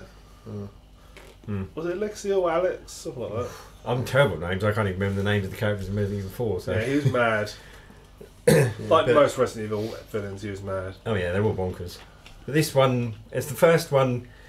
I love this game. I've actually forgot how much until I replayed it. But the only downside with this game is it started a trend that 5 and 6 really kind of went to and kind of ruined the whole Resident Evil thing. Oh, because I want to throw out there, I was never really a huge fan of Resident Evil, although I do remember the remake on GameCube being pretty good, and Resident Evil 1. That's on PS4 now. Is it? They even went further with it, yeah. Is that what the remaster was? It was a Resident Evil 1 remaster. Yeah, that was even highly improved version of the GameCube remake. Wow. Yeah, that was really. I liked the GameCube remake one. That was pretty fun. Yeah, I've got that on PS4. I had it on GameCube as well. I am a big on GameCube. I was never really huge on Resident Evil, but that one I thought was quite fun. Don't get me wrong, Resident Evil's fun to watch, but I never really found it hugely fun to play. Well, I think that's my sister's boyfriend, because I was only 14 or 13. He bought Resident Evil, and I thought it was the coolest thing I'd ever seen. That was the initial PS1, and then eventually I got that. And in terms of the old style ones, Resident Evil 2. Why am I starting to feel really old? I know what you mean. How old are you, Middlemeister? 35. Fuck, I feel really young now. Yeah. I know Nick's about 33, 2. What year is this? 4. No, legit question, brain down. 2018. What year I was? Yeah. Oh, well, I'm 33, rocking. Yeah, so you're a year older than me, aren't you? Yeah. So, no, see... Have you worked on your birthdays? Because last one, you can remember when your birthday was. Somewhere between June and August 1985. I'll have to look at my driver's license. Yeah. Anyway. Oh, no! No! Yeah. I've just remembered. Yeah. My birthday is the same day as my oldest son's birthday. Oh, okay. Just years apart, obviously. Yeah, I was like, that'd be incredible. We were born on the same day, on the same year. That would be highly unusual. Fucking Most great. people call us a twin. Yeah. He just doesn't like that word. Yeah. Anyway, yeah. Resi 4. Yeah, Resident Evil. That's you play as Leon S. Kennedy. He was in. Oh yeah, it was. Really, he was in. He premiered. I think his first appearance was 2. Yeah, because the original was Chris and Claire Chris, Redfield. Yeah. And then so he was like a rookie cop in Resident Evil 2. Yeah, it was practically his first day on the fucking job. Yeah, his first day. City. He gets a little bit of a rough first day really on that one. Yeah. Well, I'm gonna walk to work. What the fuck? I think this is his next appearance. That's his second day on the job. Yeah. Oh my god. Things I learned from Resident Evil: never be part of Alpha Team. No matter where you are, never be the first team that goes in. Yeah. Always be the second one. Yeah. I'd rather Don't be the be the helicopter dude that pilot. checks out the fucking donuts. Well, But it's like, if you have got to be the team that goes and investigate, be the second one. or, And don't be the scientist on the team because you will be dead. well, it's like horror films. What's the rules in horror films? Black die first. First. So black dudes usually die first. That's usually the woman, isn't the guy? Don't be a prick. Don't You run will upstairs. Yeah. Don't go fucking anyone. You will die. Don't be special needs because you will die. Yeah. Don't say I'll be right back. Yeah, you will die. Don't be the one who says let's split up. Yeah, You will no. die. And don't split up.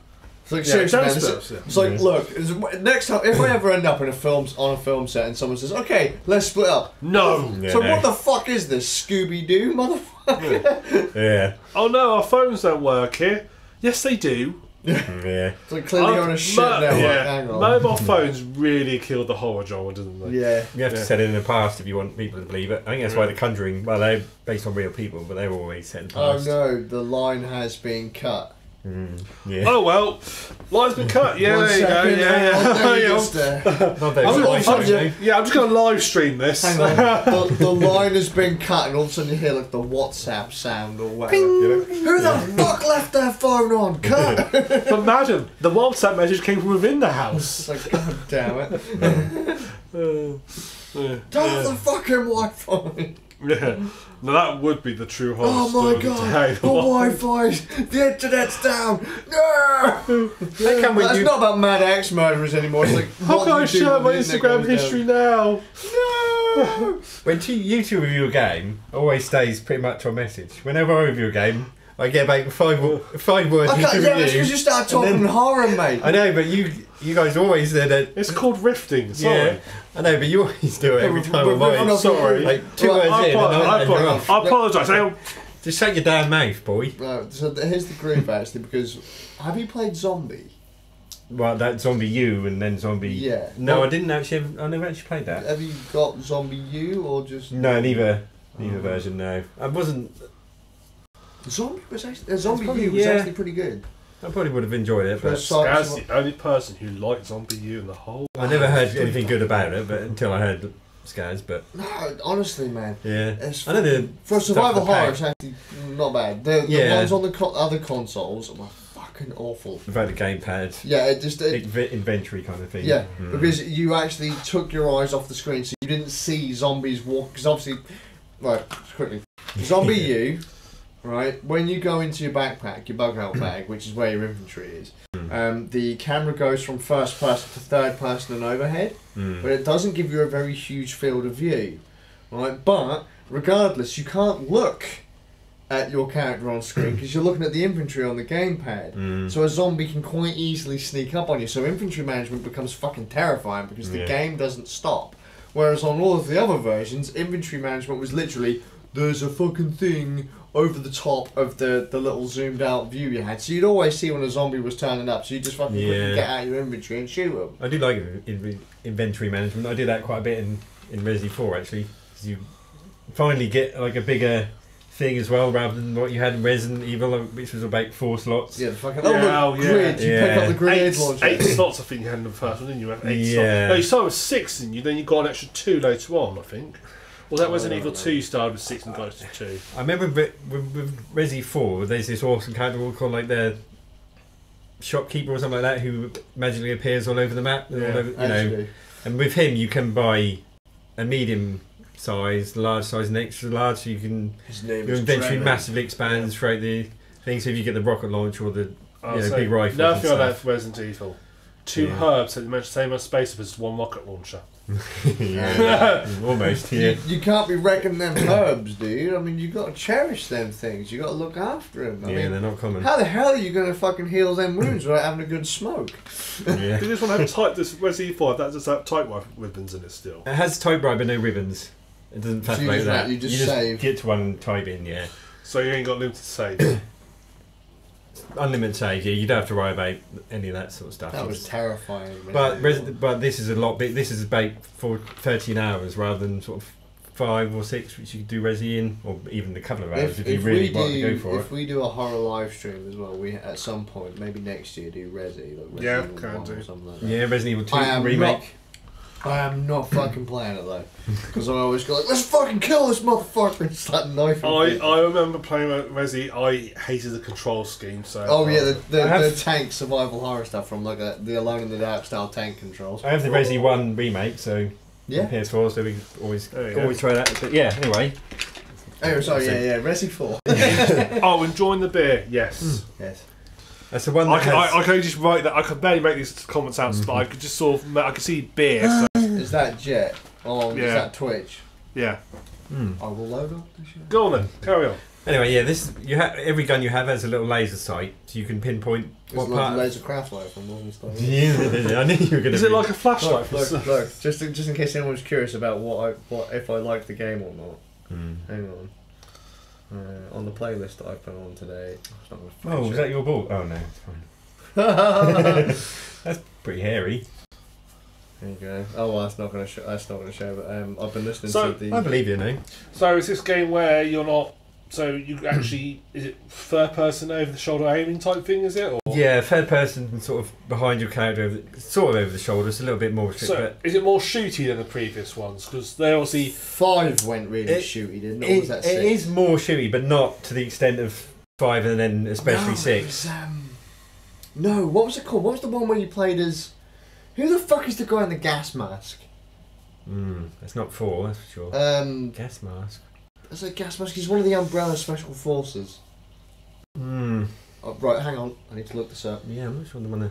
Because obviously the early Resident Evils guns were A, very inaccurate, and B, had hardly any ammunition. So yeah, no, this one you can be very accurate because your every gun has like a laser sight. So you can pinpoint what part, and you can't move and shoot. You're stationary while you shoot, and then you sort of run through the level. And this one, you're tasked with rescuing the president's daughter because she's been kidnapped by a bunch of crazies like Spanish characters, and it's not sort of zombies as such. They've been infected with like a Spanish virus. Well, it came from Spain. Called like called the plagueis. It's like a thing that turns them into these horrible like wormy kind of things. Who unleashed this shit?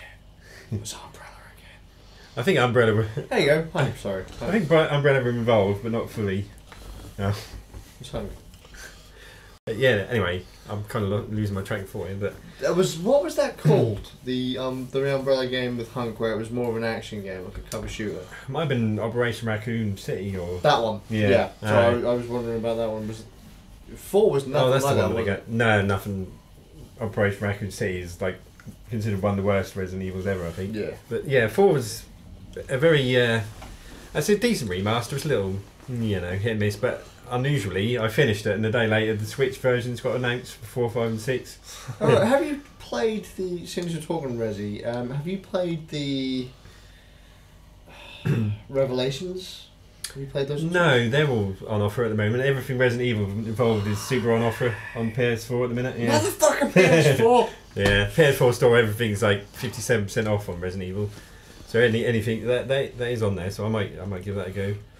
But anyway, this is the one where you're on your own for like the early part. You go through like a farm and then like a little village, and they're quite smart, the baddies, because you go into a shack and you put like a bookcase in front of the door, and you put another one like a cabinet in front of like a big window, and then you go upstairs and they push a ladder against the thing to try and get up the ladder, and you can kick the ladder down. You just got to try and survive. Is that sort of procedural though? Is that? It's quite it doesn't happen. Or is it just like if you put it out, they'll just do that automatically, or is it like you can put whatever you want from the door and they'll figure out a way around it type? They normally figure a way through, and eventually they'll like smash their way through and sort of things like that. But they're a little bit smarter than the average kind of just shumbling zombie, because they're a little bit more. They're still quite slow and shambling, but occasionally they'll run at you, and they're a little bit harder to put down. Yeah. Like they are still technically alive. Yeah. So it's not like was it Infected on PSP where zombies move really fast? No, they don't. No, they don't run at you. They do kind of. If they get really close, they'll suddenly lurch at you, but they don't really run full tilt. Like Blood Dragon. Blood Dragon had the running dead. Yeah. And like you can shoot some in the head and that'll take them down straight away. Sometimes it takes a few shots. Sometimes you'll shoot them and then like the weird worm things will come out of their heads, and then you really have to shoot those. That's a Far Cry DLC thing. Shit, I've got that. Yeah, I've never played it. No, I didn't. Looks really cool because it's all neon. It is. And has Michael Biehn from Aliens. Yeah. Bone.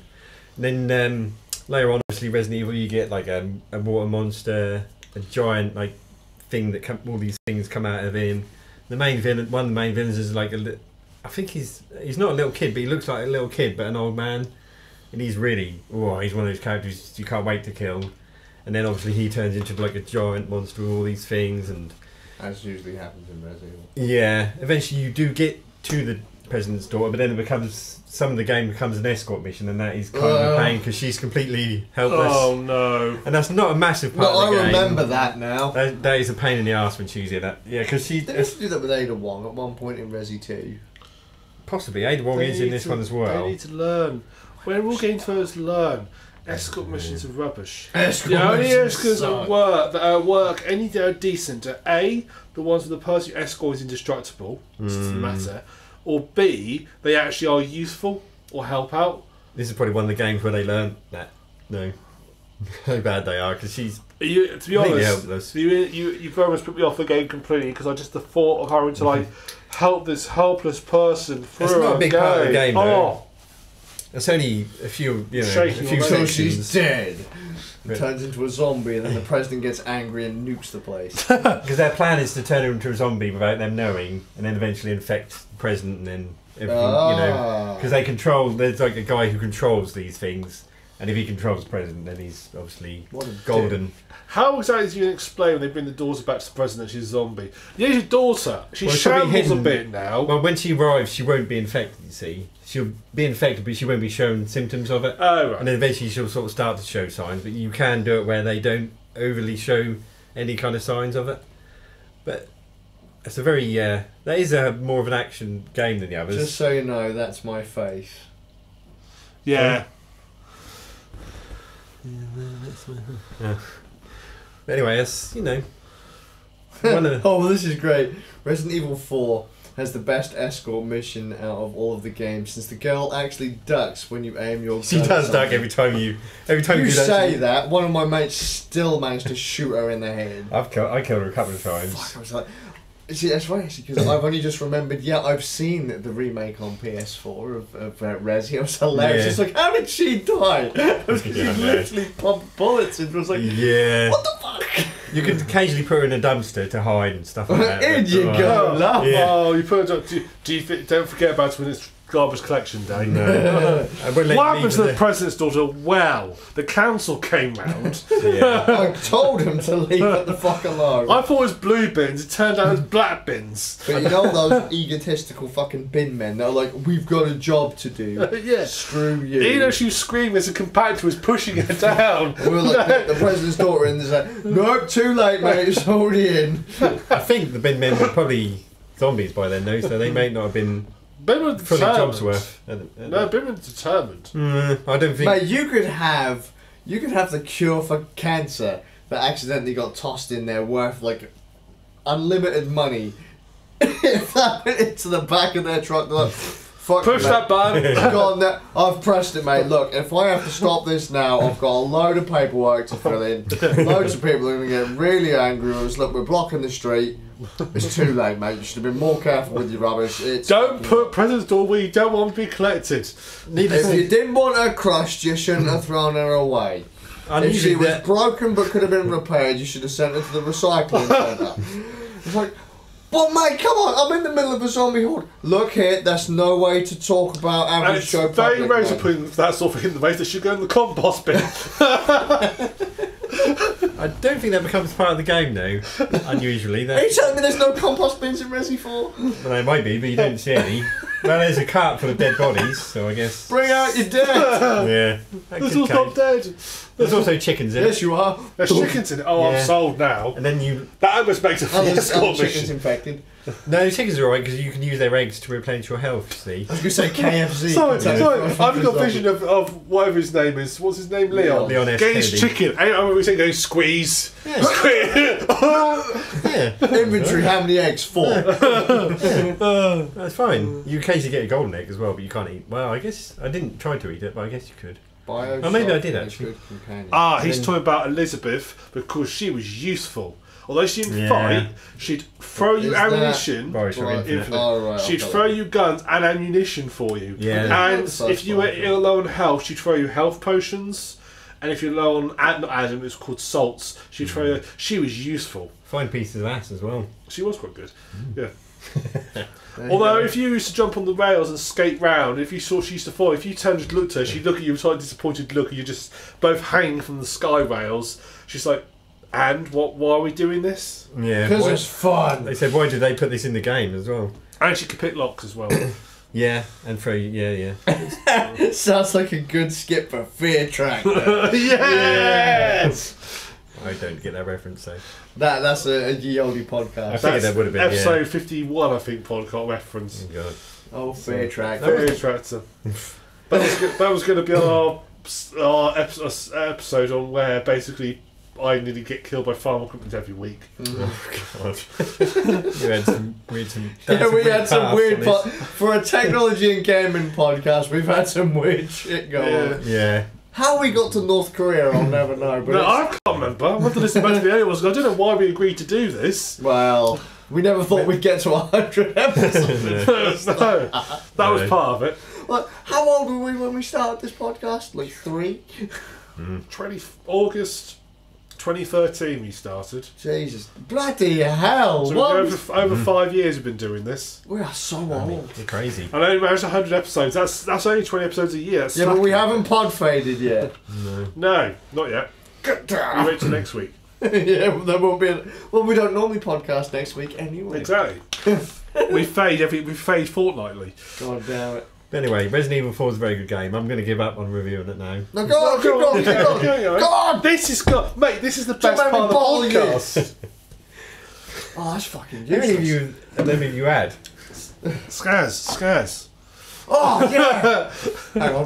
Whoa, you've had a few beers. Come on, even I can tell that's the fucking dull side. Whoa. Yeah, but if you do it at the pointed end, it's the way to do it. You do have a knife in Resident 4 as well. Oh man, that's Stabby. Take the knife back, man. Jesus Christ. Remember, Take it all children, over. don't play with knives. There's North Korea all over there. Yeah. I was going to wipe up my Go nose. on. Go on, keep going. I This is Don't good. let me plate you. Alright. Resident Evil 4, so you start out, Leon S. Kennedy, you save the President's daughter, you go through farms, villages, you meet the Yeah, we done President's this bit. Move daughter, on. They You get to wouldn't let me cathedral. have. and you end up in a castle. They wouldn't let me have a glass bottle because they remember that glass is a verb in this country. So I could only have plastic.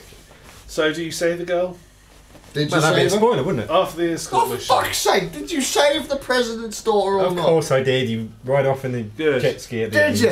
Yeah. Wasn't that? No, that was snowmobile. Wasn't it? That was fucking Metal Gear Solid, yeah. I was like jet ski. That fuck would have been hilarious when there's just a jet ski parked on the edge of the island. Come on then, love one you get. Woo! That was the first time it crashed as well. God, that was annoying because you kill like the big bad boss, and then you get on the like down a cave, and then Ada Wong's left you a jet ski, and then you get on there, and then the fucking game crashed. So I had to go through the end boss again. Oh. But unusually, I had loads of weapons and really cool stuff, so it didn't take me long to do it twice. Question, is Umbrella involved in this again? They always seem to get involved. Oh, this is a separate group. They weren't behind the doings, but they sent Ada Wong and her buddy, and like Wesker is involved, and Umbrella are involved. Wesker's one of the worst characters in the game. I'm sorry, he just is. He's very bad in the movies. He's not. Is he in the movies? Yes, he's in the movies. It's a lot more fun in the games. I saw the first movie, and I can't remember the fourth or the fifth movie. The one that was in 3D and had gratuitous 3D, just to show off, and it was awful. This Resident Evil 4 has that laser scene before the movie where you know that's one of the. Oh right, yeah, the corridor. Yeah, that's another. Does it have that impossible bit? Not the impossible bit. No, it's a video game, not a movie. But that has They didn't think that far ahead. They're like, shit, what have they got over that one? This is one of the first games that introduced QuickTime events as well. So it's done slightly better in this than it has been since. But you know that's What you mean they went backwards? You sure it was the first game? What year was this? one of the first. I like. Nah, QTEs were like. Not in Resident Evil, but QTEs went mental in Sword of the Berserk Guts Rage. Yeah, this is one of the early uses of it, I suppose. Yeah. 2002. Was it pre-Fahrenheit? Resident Evil 4 before Fahrenheit. Probably. Fahrenheit was PS2. Pretty sure it was. Early PS2. No, 1 second, just quickly to reply to a comment. We tried to use a green screen and the box cover went with it. And it was sparkly, so you changed the screen image to Kim for the lols. Yes, but we'd already joked about Kim in North Korea before episode 50. Yeah, that was quite early on. I think that was time that episode. Was this? It was. I tell you what it was. We were discussing something on Weird News, and nearly every week we had a North Korea story on Weird News. Good on North Korea. I think it developed from there. It's like that was early. It was definitely like one of the early sort of like episode 15 or 16. We discussed it. I think we said, "Oh yeah, episode 50 we'll do a North Korea episode, and then episode 100 we'll go to North Korea." Yeah. Unfortunately, the government decided we weren't allowed plane tickets. Because, I mean, first off, let's be fair, we are like the country's treasure. If we disappeared, there'd be riots in the streets. Yeah. They'd declare world war, especially if Tom disappeared. I mean, come on, man. If Middlemeister vanished, how the fuck would we get all these PlayStation reviews? Yeah. Right? I have a question just quickly before. Right, first off, is Ada Wong evil? Because I swear she's wasn't she a double agent or some shit in one of the other? Yeah, I mean, she's she kind of helps you, but she's not. She's a little bit like an anti-hero kind of thing. She kind of helps you out in this one. She's Question not really. then, follow-up question: is Wesker evil? Yeah, but he doesn't really feature in this one. He sent them, but you don't really see him or anything. Blonde hair, blue eyed. Oh. Wesker's a motherfucking Nazi. Yes, but he's not human though, is he? That's only because William Blazkowicz didn't get a chance to fucking shoot his ass. He's she has a companion who is very evil. He's he's all for Wesker. He is the guy that you there's quite he's good boss the pro-Wesker faction. Yeah, it is a very good. There are some really good boss battles in this, as there always is in the big sort of Resident Evil games. Yeah. There's a lot of them, but they're fun, and the baddies slowly improve, and it's still one of my favourite games of all time. Resident Evil 4. I really just always loved that. Everyone loved Resident Evil 4. I've played. Yeah. I said I've dabbled with Resident Evil. I've never ever got to finish the game. My sister's played for nearly all the Resident Evil games, but I've never finished the game. I think that new Resident Evil 2 remake looks pretty incredible. That'll be definitely on my list as soon as January, so that'll be a big game for me. Let's be honest, I've always hated boss battles in Resident Evil games. I've always kind of enjoyed them. They've always been pretty tough, but I've always kind of enjoyed them. I always thought they were quite fun, really. I think because it's more of a case of if you had the right weapon, they were a cakewalk. Yeah, that can screw you over quite big. Resident Evil. Save often is one of the tips I would always give you, and give yourself quite a lot of saves so you can go back and undo any mistakes. Some of the battles can be very tight. Save scumming 101. Well, it's all gone wrong. I better reload the save from the start of the game and redo and change my entire. Do you remember that one time I used that one thing that I probably shouldn't have used? Back. That was right at the start of the game. Back we go. It's like you get given something like something that does like acid rounds. You think I've got these. I'm not going to use them because I'll use them for a boss battle, and they don't see in your inventory and never being used. Yeah, Or I the had Magnum. I had the Magnum. Yeah, I had the Magnum at the end. I used it throughout the game a bit, but at the main boss battle, I had like 12 rounds. I never used any of them. I just used the shotgun and the TMP, which is like a little minigun. Those blasted hunters in it. No, there's no like lickers or hunters or anything. There are Fucking lickers. there's big like lumbering kind of things, and you have to use your thermal image scope on your rifle to get the little things that are on them that actually give them the health, and they expand and they explode. That's kind of grim. There's quite a lot of, it's good fun. It's not really scary like some of the other Resident Evil. It's more of a, and it's not quite as a survival horror as more of like an action horror kind of, yeah. There's the transition of Resident yeah, Evil you from do have to horror kind of action. look after your ammo and stuff, but not to the extent of the other ones, because Resident Evil, there was often more about running past the zombies and shooting them. Which was the one that took place in Africa? 5? 5, yeah, where everything started to go a bit wrong. 7 kind of brought it back, but yeah, 5 and was 7 the one in the house? 7's the first person one, yeah, the big PSVR cell, yeah.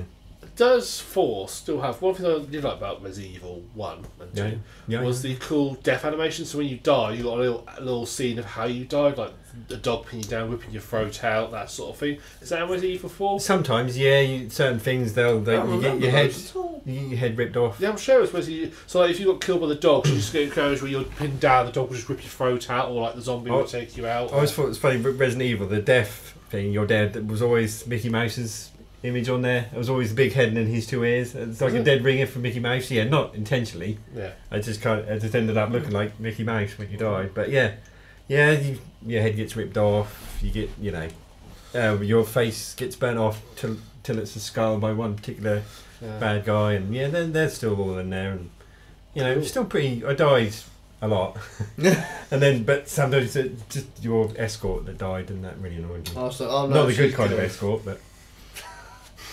Get down, love, I've unzipped. There's a $50 bill hanging out on the fucking fly. Get down, love, you'll be back in the bin again. Back in the dumpster. That ends, the sale on like all Resident Evil stuff ends on 2nd of November or something, but there's a lot of stuff. In that case, well, apologize because this won't be edited by then. No. I'll have a look to see if any of the Switch ones, because they've got Revelations and Revelations 2 on Switch, haven't they?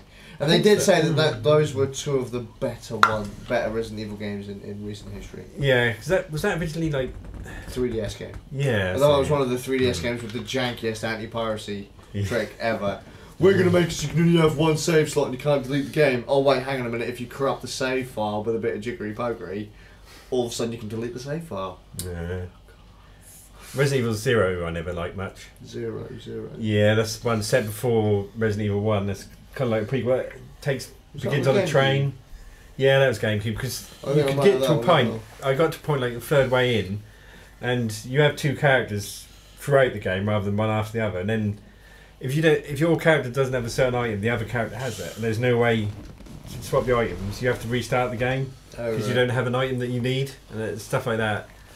Is a bit, that's also in the deal. Resident Evil 1 remake and Resident Evil 0 remake. PS4. I'm gonna have to have a look to see if the one that I've got recent was 0 or Resident Evil 1 the remake. Either way. Also, apparently, everyone is sussed out. I'm on the no-fly list, which is why we couldn't go to North Korea. I'm on many a list. That's what I was told. Damn it!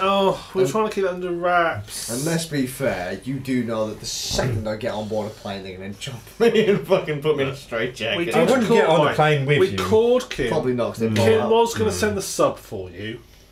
Unfortunately, it sprung a leak. And they ran out of gaffer tape. God, that would take forever on the sub to get to North Korea. Jesus. A nuclear powered one. Yeah, but that's we won't show it's a Flintstone, eh? They go quite, yeah. I mean, I know this hard game falls out through the sides, but they do move reasonably fast. Also, I don't know what is the cruising speed of a sub. Hang on, close. 20 knots. They're not slow.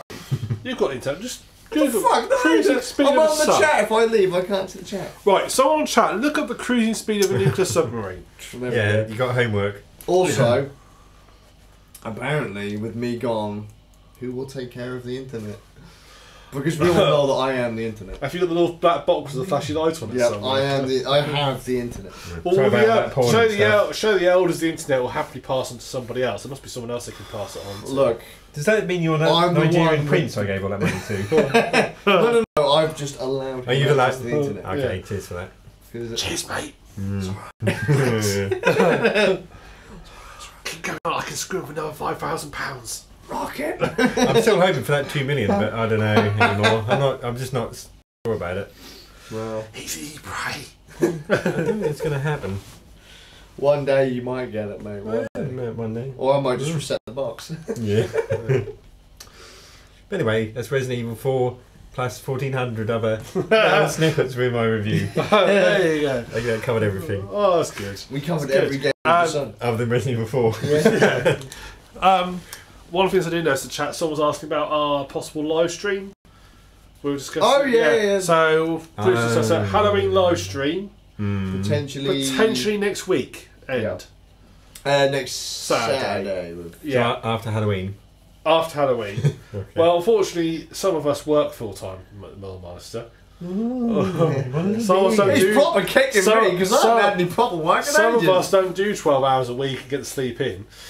Dude, I don't get to sleep in on Fridays. Jesus Christ, I can find you Jeez, 12 hours a month. I have to get up at I'm the hardest worker here. I have to get up at 9 a.m. sometimes on a Fucking Friday. hell. Alright, Yeah. 9 a.m. 9 a.m. How do you Seriously. survive? I don't do that well, really. We can tell. It's You've like. got a pulse? Yeah. I'm like, you know, He's sort of. next customer. It's proper zombie now, man. Morning. Yeah, we have contacts.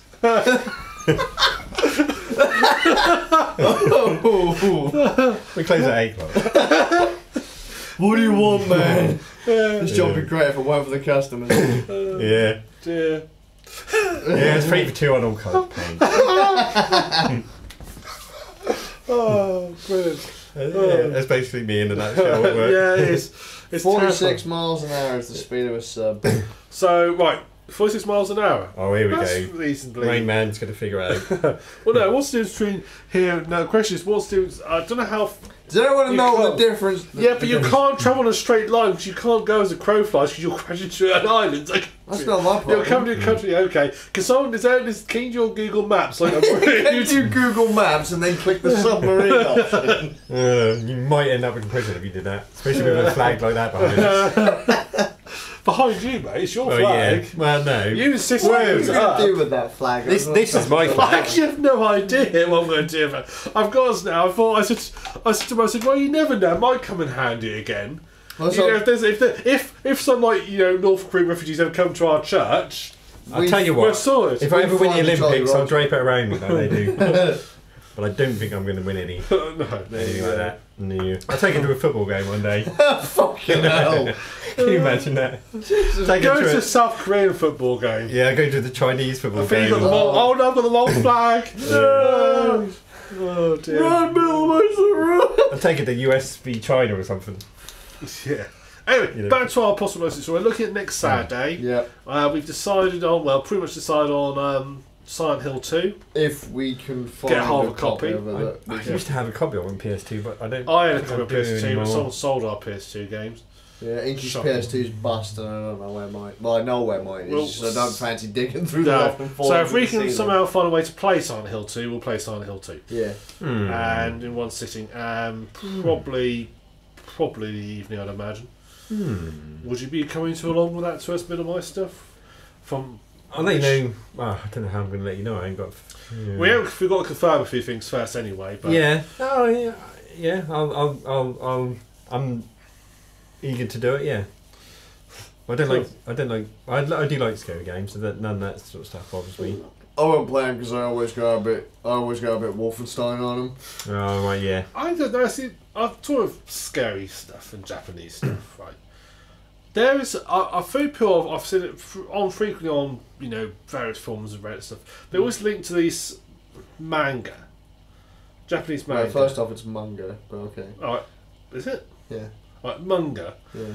Then why has it got an A in it? Why has it not got a U in it? Just go. It's manga. This manga. Spelled I wrong. think it's manga. And the one they always link to is like this people they find like these human-shaped bits and rocks, and they sort of like find one that fits, and they go through and get dragged out and so forth. You've probably seen it, I'm sure you have. I'll fight for it. But everyone goes on about Skazz. I read and think that's absolute rubbish. I just get to it's like, what's scary about this? All the time, everybody goes on about how scary I am. I'll link in the show notes to them. But if the people in the comments getting so freaked out by it, it's like, no, really isn't freaky. I don't find most anime or manga to be particularly... This is meant to be horror. Yeah, no, I don't find any of them to be particularly intense. I just find some of them to be overly gruesome for the sake of it. Yeah. And a lot of shots. Yeah, that's actually a good example of this. It's just trying to be body horror type gruesome, but none of the stories make any sense. And there's like they're all sort of very anticlimactic. Go so you sort of go, oh, all right then. It's all Japanese, isn't it? These people are in circus. I just say to people, like, you know, look, I find some anime and manga I won't watch or read anymore because I just think it's a little bit over the top. And I think to myself, you know what? If they just gave me a pistol, I think I'd be a bit more gruesome than that fucking German woman in Wolfenstein 2. Yeah. So, oh fuck it, you're dead. Fuck you, cunt. That's why they don't let me have a gun. So That make Japanese literature look shite. Don't set your clocks back.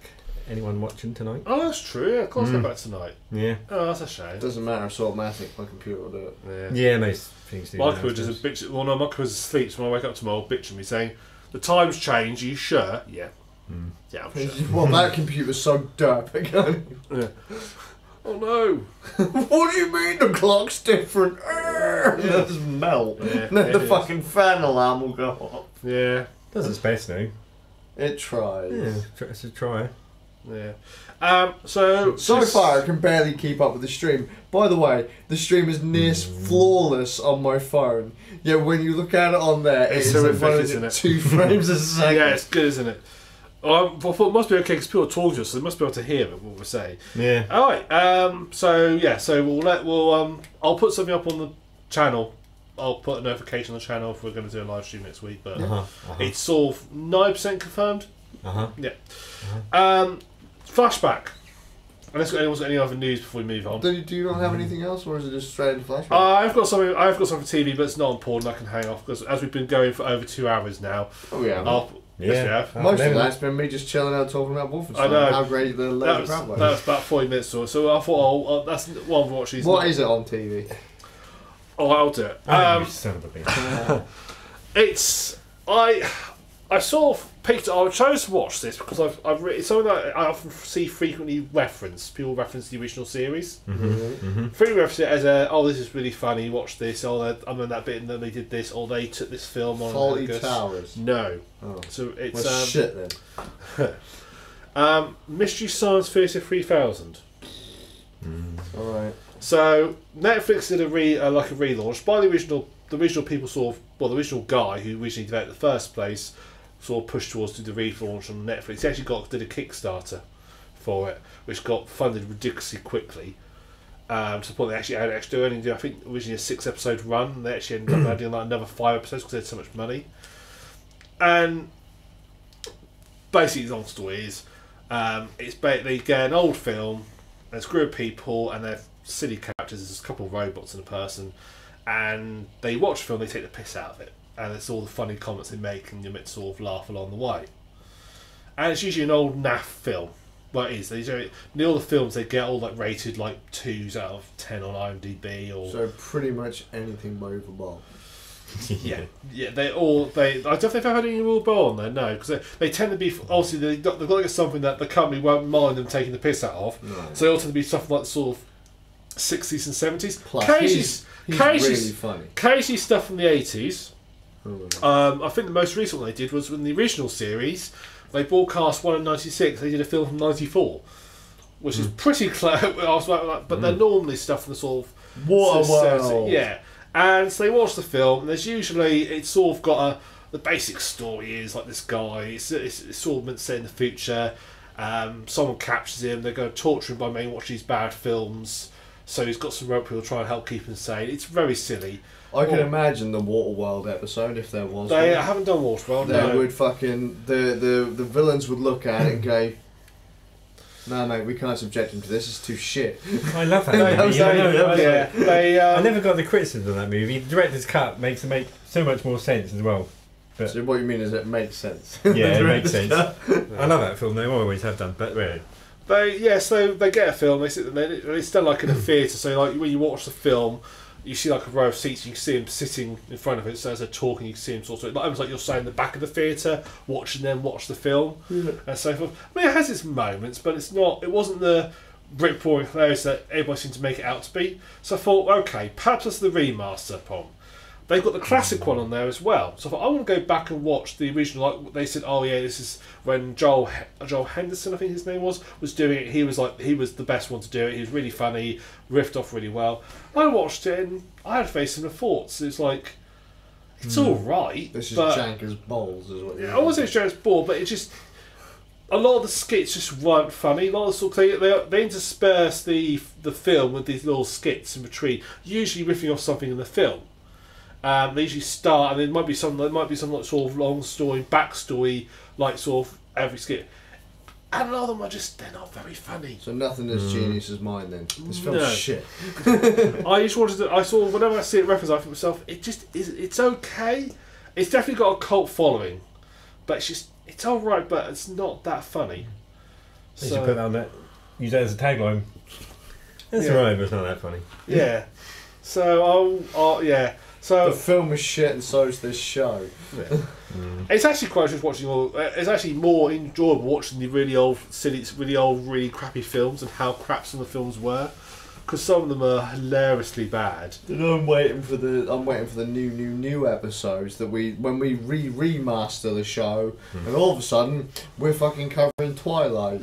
Yeah.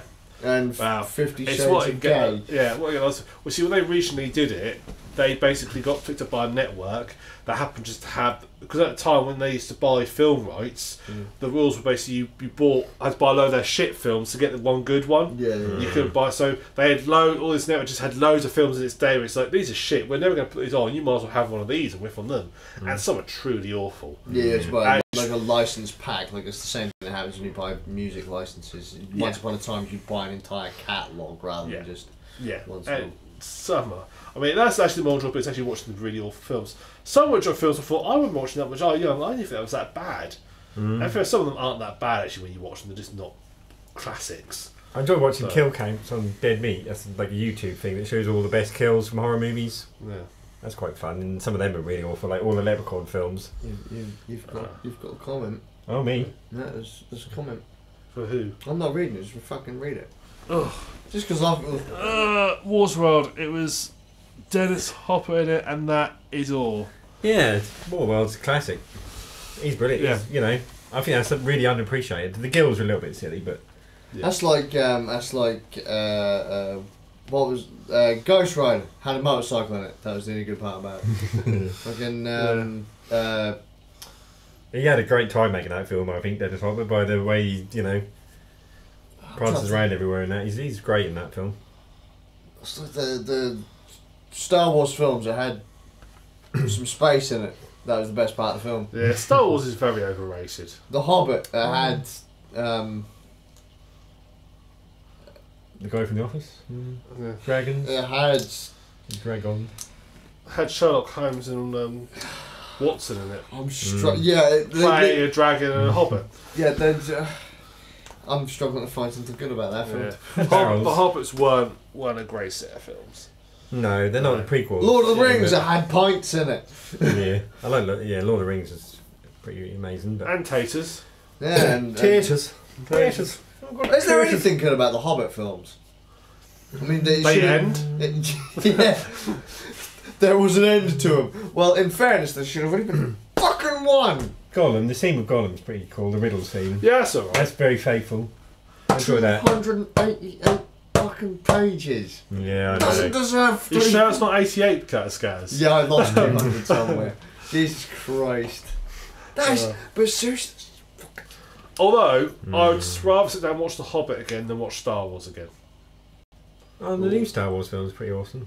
No, I honestly, The Last Jedi is very. To me, the original Star Wars trilogy is one of the most overrated set of films ever made. Yeah. They're not that great. Empire Strikes Back is fucking boring as hell. That's not. Oh my Yoga's god, amazing. it's so dull all the way through. You're such a tit. I hate you so much. So what Nick is now saying right there about He's a twat. Hey? whatever the thing was. Do you want to lift weights tonight? They should put the Empire Strikes Back on Mystery Science Theater 3000 so you can take the piss out of it. No. Oh, nerds like that love Star Wars, I bet. They actually did have the Star Wars rip-off called Star Crash, which was a Star Wars rip-off, and that was fucking awful. Spaceballs is pretty good. That's probably better than Star Wars. Yeah, New Hope was okay. I mean, New Hope was like, I would say, if I had to give it a rating, sort of Is that the new 3 out of 5. Is that the new? That's the original. That was episode 4, but the first. Oh no, yeah, sorry, I was. Yeah. And it wasn't actually episode 4. He's chucked it on the front and pretended it's episode 4. No. He put episode 4 at the very original release, and Fox said, you can't do that because people won't understand because you got Star Wars, then The New Hope, and then episode 4. They made him take episode 4 out. Yeah, but it was bullshit. This episode 4. It was never meant to be episode. He just put it but it was rubbish. It was always intended to be part 4 because he knew he couldn't afford to film 1, 2, 3. Bullshit. Because That's a bit of Lucas revisionist history going on there. No, if you don't know Star Wars like I do, you're out of your depth. Thank God I don't know Star Wars like you. Fucking all set films. Was it? So Yeah, was it but you are wrong. the new ones were basically a remake of the New Hope or whatever? The first, he did that kind of deliberately, to try and remind people why they love Star Wars. Yeah, bring it to a new generation. I do like it. I do like Force Awakens. And In other Last words, Jedi. he's got no original ideas. Yeah. Most people like, not that the second one, but a lot of people like his original Star Trek film. Mark Hamill went fucking ape shit on it. He wasn't happy about his character, was he? God, no. Right, when Harrison Ford insists they kill him. No, see, He wanted to die in Jedi, though. He never did. he wanted to die he hated decades ago. He hated all that press stuff. That's the real reason. He hated doing all the press He knew he tours. was in a terrible film series. No, he knew he was in a all-time classics. Jedi, if it wasn't for the fucking Ewok, wouldn't be too bad. But the Ewoks are bad. Yeah, Ewoks are bad. There's no getting away from that. Ewoks? I always forget which one's Ewoks. The little furry Care dudes. Bears. Oh, right, yeah. Yeah, he did say, Harrison Ford, that he loved the first 2 films, and then by the third one he was in a teddy bear's picnic kind of thing. Yeah, he wanted to die because he thought that would make more of an impact as well in Jedi, and then he wouldn't. I don't think he would have done. That he would have? He only did the new one on the grounds they killed him off. I'm pretty sure he wouldn't have done it at all. Yeah, if he wasn't killed off. But I think a big part of that is all that press nonsense that he has to go through because he hates all that. I think that's why he was quite happy during the press tour for Force Awakens because he knew he'd never have to do it again for that. And then someone told him, "We got the Blu-ray coming out. If you could just do a little bit more." And it's like, no. Yeah, no, terrible film series. Well, it's not terrible. It's the wrong word. Just it's overrated. There's a lot of other films at the time that are far better than it. Shut your mouth, bitch. I say the same thing about 70s most was a video pretty bad games film. these days Yeah, in the grand bad, yeah. scheme. Most PC games, seriously. wet dreams are shit. Aliens or Star Wars? Always Star Wars. Rubbish. Aliens is a They're far completely better different film. movies. No, one of them's a fantasy opera, the Sci-fi other one's a war film. movie. Sci-fi shooter. Aliens a war Sci-fi. movie. Aliens a war movie all day long. Yours the cheap fancy knockoff with laser swords. Yeah, I love Aliens, but I'm saying it's just a war movie in terms of the genre. Cheap fancy knockoff. Because Alien is a haunted house, Jaws in space kind of film, and then Aliens is war. Yeah. Anyway, Fuck, that'd be great Star to Wars see. is a series. I don't know why, but And Jaws I 4 think trouble with Star Wars is it's self-fulfilling prophecy because everybody goes how wonderful it is. Everybody assumes that it's like football because everybody thinks football's great. When someone comes out, I better like football. Even actually, I think secretly a lot of people hate football and hate Star Wars, but won't admit it because they don't want to be shown up from their friends. No, That's the truth. Right? Right, Is why everyone loves Star let's Wars. try this, right? Pick some series, let's see how this goes. Pick some things, come on. Series of what? Just pick some things and let's see how many people don't like being called out. Go on. Star Trek ain't all that cop, to be honest. Yeah, shit. It's alright. There's moments. Has its moments. Deep Space Nine is the only decent one, which is what everybody hates. Deep That Space proves it. Nine. I like One Next Space Generation. Station. Black Guy's the Cap? Yes. I can't remember his Cisco. name now. Commander, Yeah. then Captain. Yeah. Twilight, That's fucking shite. Oh, yeah. Harry Potter. Fucking dog shit, man. Oh, I used to I have to love Harry read Potter. that to school kids when I went Oh. to school. Do you? Hang on, who don't you near I children? was going to say. Yeah, I was crazy. The world we used to live in. Was that before all the compulsory checks? That was before the whole, U-Tree thing or whatever it was. Yeah. What other mainstream series I could think of? I love them all now. Back to the Future. Back to the Future. Alright, Classics. Back to the Future I'll say is okay. Yeah, that matters. Better you than Star arguing Wars. enough to say it's Better than okay, are Star you? Wars. Easily. Back to the Future is better than Star Wars. You've got to admit that. Star Wars is always key. Rubbish. Yeah. Back to Sorry. the Future is a far more interesting plotline than Star Wars. More, I mean, Mark That's Hamill isn't completely very good at different, it. though. Mark Hamill is not Oh, a good character. no, Mark Hamill's fucking evil. But the only reason he gets a chance to be evil is because people thought Tim Curry was too scary to be on kids' TV. Yeah. Yeah. Fact, that's the only reason he got the role as Joker. Because Tim Curry was too fucking scary, so Yeah. Mark He is Hamill got Joker. My favourite Joker now, other than Heath Ledger. Yeah. He's Well, have you brilliant. heard of Him and was Kevin it- Conroy are brilliant was together. was it Luke Skywalker versus the Joker and Mark Hamill's on stage doing both? Uh, That was fucking weird. They're brilliant when they do that kind of thing, a lot of those Yeah. guys. I love Rick and Morty, and he plays both characters, and that's mental. So Mark Hamill plays both characters in Rick and Morty. He doesn't play Rick and Morty. No, I'm saying, like, the same guy Oh yeah, does it's the same voice actually. Yeah. two voices, and that's mental, Yeah. And he never makes a mistake or anything, it's brilliant. Probably will call the lines separately. I've seen him do it at a table read, like lightning fast, changing Yeah, like that. Mark Hamill does it as well. Yeah. He did. These guys, like the Simpsons guys, they change those voices in Yeah. split seconds constantly. Anyway, shit series, come on. Well, I'm running out now because I'm trying to think all the mainstream. Well, basically any mainstream. First two series. Godfathers, then the third one's terrible. Yeah. Yeah. Dark Knight trilogy, Dark Knight Rises ruins it. Yeah. How about Terminator, video games? Go for it. Come on. Oh, video games. Fire. Mass Effect, the Fire. third one ruins it. I've never had a fire. Mass Effect. Mass Effect. Fucking dog shit. Fucking. Third one then, Deus the Ex. anyway. It's fucking dog How shit. dare you? I didn't like the last Bioshock. one. It's fucking dog shit. 1 and System 3 are Shock. brilliant. It's fucking dog shit. You just Fucking banned everything. Resident Evil. XCOM. It's fucking dog shit. Resident Evil. It's fucking dog shit. Silent Hill. It's fucking dog shit. I could go on all day. Near enough any of Do you the. know what? I'm tempted. We could, you know those old websites you used to go on? You used to put a phrase in it, you just translate it and like spit something out just for fun. Just put a game title in. And I was it'll going to tell put you it. shit. I'm going to website. You put what's your favourite game, and it'll just come back a picture of your face, and it says, "It's fucking dog shit." Well, it is. YouTube We'll tell you like some it's of a the song. fucking dullest games in the history of the fucking universe. Good. Fucking Far Cry. When have they ever made a decent Far Cry since 3? What Far a Cry 4 was decent. crap fucking series. Apart from the ending. The only good part of Far Cry 4 is that you can skip it out in 15 minutes. You get a gyrocopter in Far Cry 4. You can bomb people from the sky. So It's fucking what I hilarious. can get a gyrocopter and fucking pilot wings on N64, it doesn't make that good. That's 3.5 really. Yeah, Far Cry it is, 4. yeah. So, yeah. When are you going to do flashback or something? Oh yeah, I flashback. don't know what that meant. The game or No, don't be silly. Flashback's a good game. So flashback is our follow-up for things we discussed in previous podcasts. So I need to 100. I need to clarify a couple of things from last one. Alright. I made a mistake in American Truck Simulator. There are only 2 brands, but multiple trucks. I said there's only 4 trucks. I meant there's only 2 brands. Don't ask me how I got it mixed up. That's a good way to mince numbers there. Yeah, man. it's good, isn't it? That's a good game though. Well, We also Euro Truck debated- Simulator. I didn't make any mistakes. We did I? also, I don't bother checking your mistakes. I ain't got the time. No. We also discussed. You thought that COD split off after COD 4. That split into the 2 different development studios. No, I it's said been doing that for a while. I said I thought it was earlier, and you said it was COD 4. So I checked back, and yeah, it's been a lot of development studios for COD. Yeah. So Infinity Ward did COD 1 and COD 2.